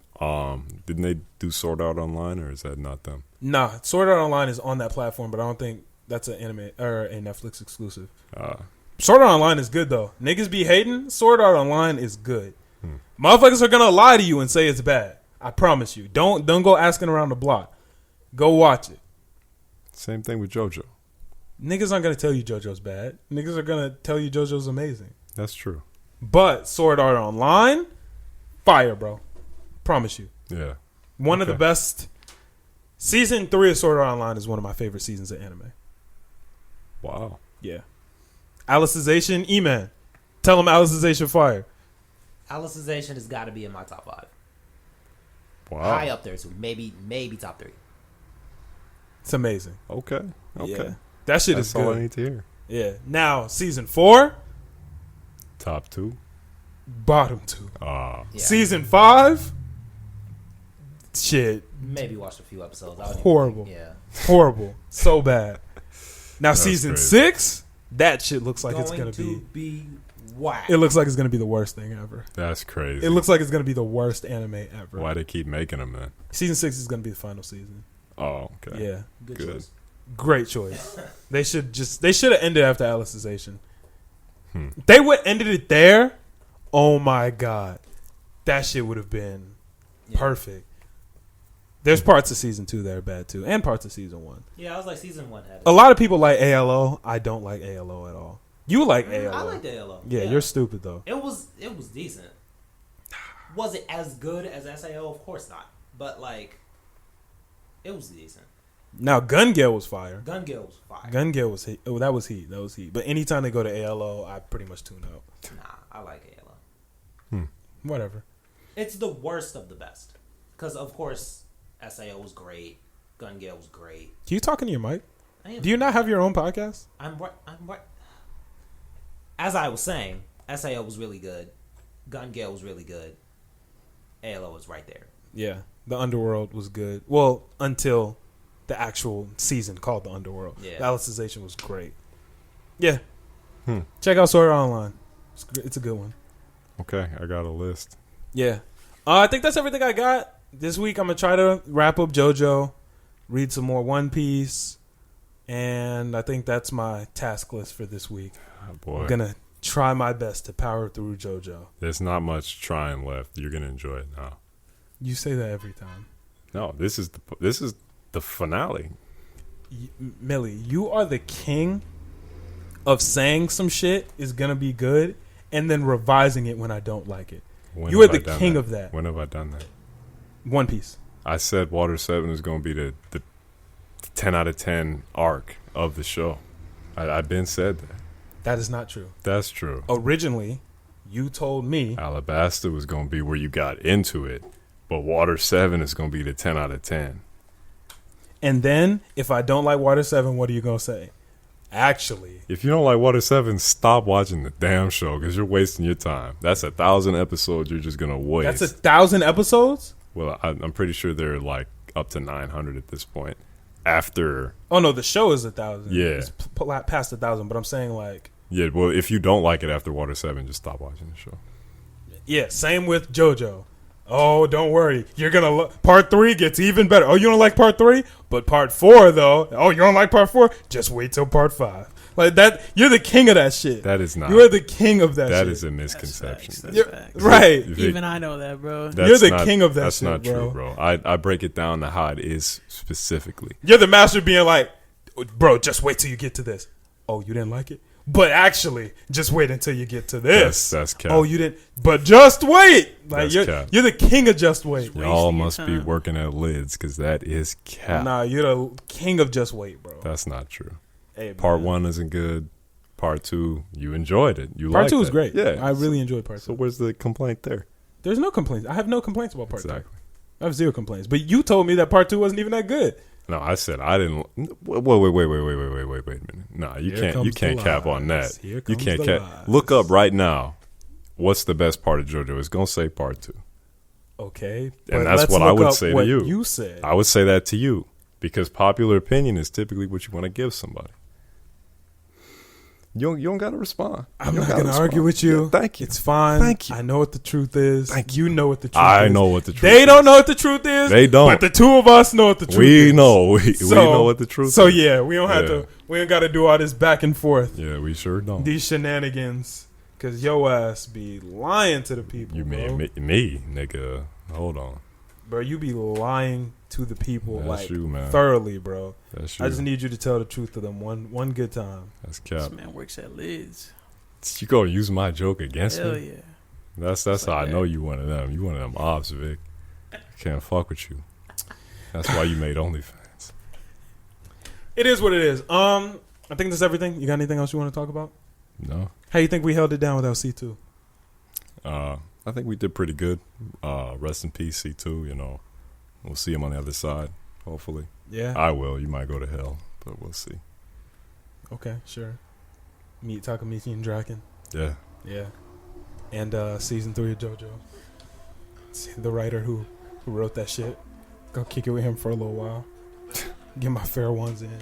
Ridiculous. Say what's up to Lil Nas. Yeah, I think that's everything. We can go ahead and wrap it up. Send it out to Jiggy's new song. Jiggy just dropped a little mixtape. Shout out to Jiggy Bars. We did an interview with him. Yeah, we did. Yeah, it was fun. So let's go ahead and end it out to Jiggy's new song. We will catch y'all later. Peace. Level up, get to the bag, gotta freshen up. Level up. know that my niggas can't get touched. Ay, level up, ay, level up. That bezel watching belt look like triplets. Believe it or not, I might rip your ass apart. You tryna come from my spot. How I'm coming for that title, nigga, like it or not. Intercontinental, shit ain't accidental, but I might crash the rental. That lil' babe using dental. I told her please be dental. You fucking with my mental. Contrary shit is facts. Niggas ass backwards. Niggas worried about some shit that really don't matter. Been elite, yeah, specimen physique, yeah. Boost my self-esteem when I was 16. Started to believe, I started to achieve. Watch out for the jealousy and watch out for the greed. Same niggas say they got your back. Be them same niggas tryna get you whacked. R.I.P. to Pop Smoke, shit is facts. If you ain't gaining, it's a dub and it's a rap. It's just a rap. Level up, most of y'all niggas can't stay with us. I can't stay. Level up, get to the bag, gotta freshen up. Yeah. Level up, know that my niggas can't get touched. Ay, level up, ay, level up. Oh Lord. Level up, most of y'all niggas can't stay with us. Level up, get to the bag, gotta freshen up. Level up, know that my niggas can't get touched. Ay, level up, ay, level up. Hey, feel it, golden, feel it, chosen, money, rolling, got me floating. Don't let me hop in the coupe, nah. Young nigga gone off the juice, yeah. Tupac, I stepped in no room, no biggie, but give me the loot, lah. Level up, niggas ain't coming in front of us. Really be thinking they running up, laughing these niggas be showing up. You should be watching your bitch, she be talking Netflix. She talking about bringing her friends, but you all on my dick. Level up, most of y'all niggas can't stay with us. Level up, get to the bag, gotta freshen up. Level up, know that my niggas can't get touched. Ay, level up, ay, level up, ay, level up, most of y'all niggas can't stay with us. Level up, get to the bag, gotta freshen up. Level up, know that my niggas can't get touched. Ay, level up, ay, level up, ay.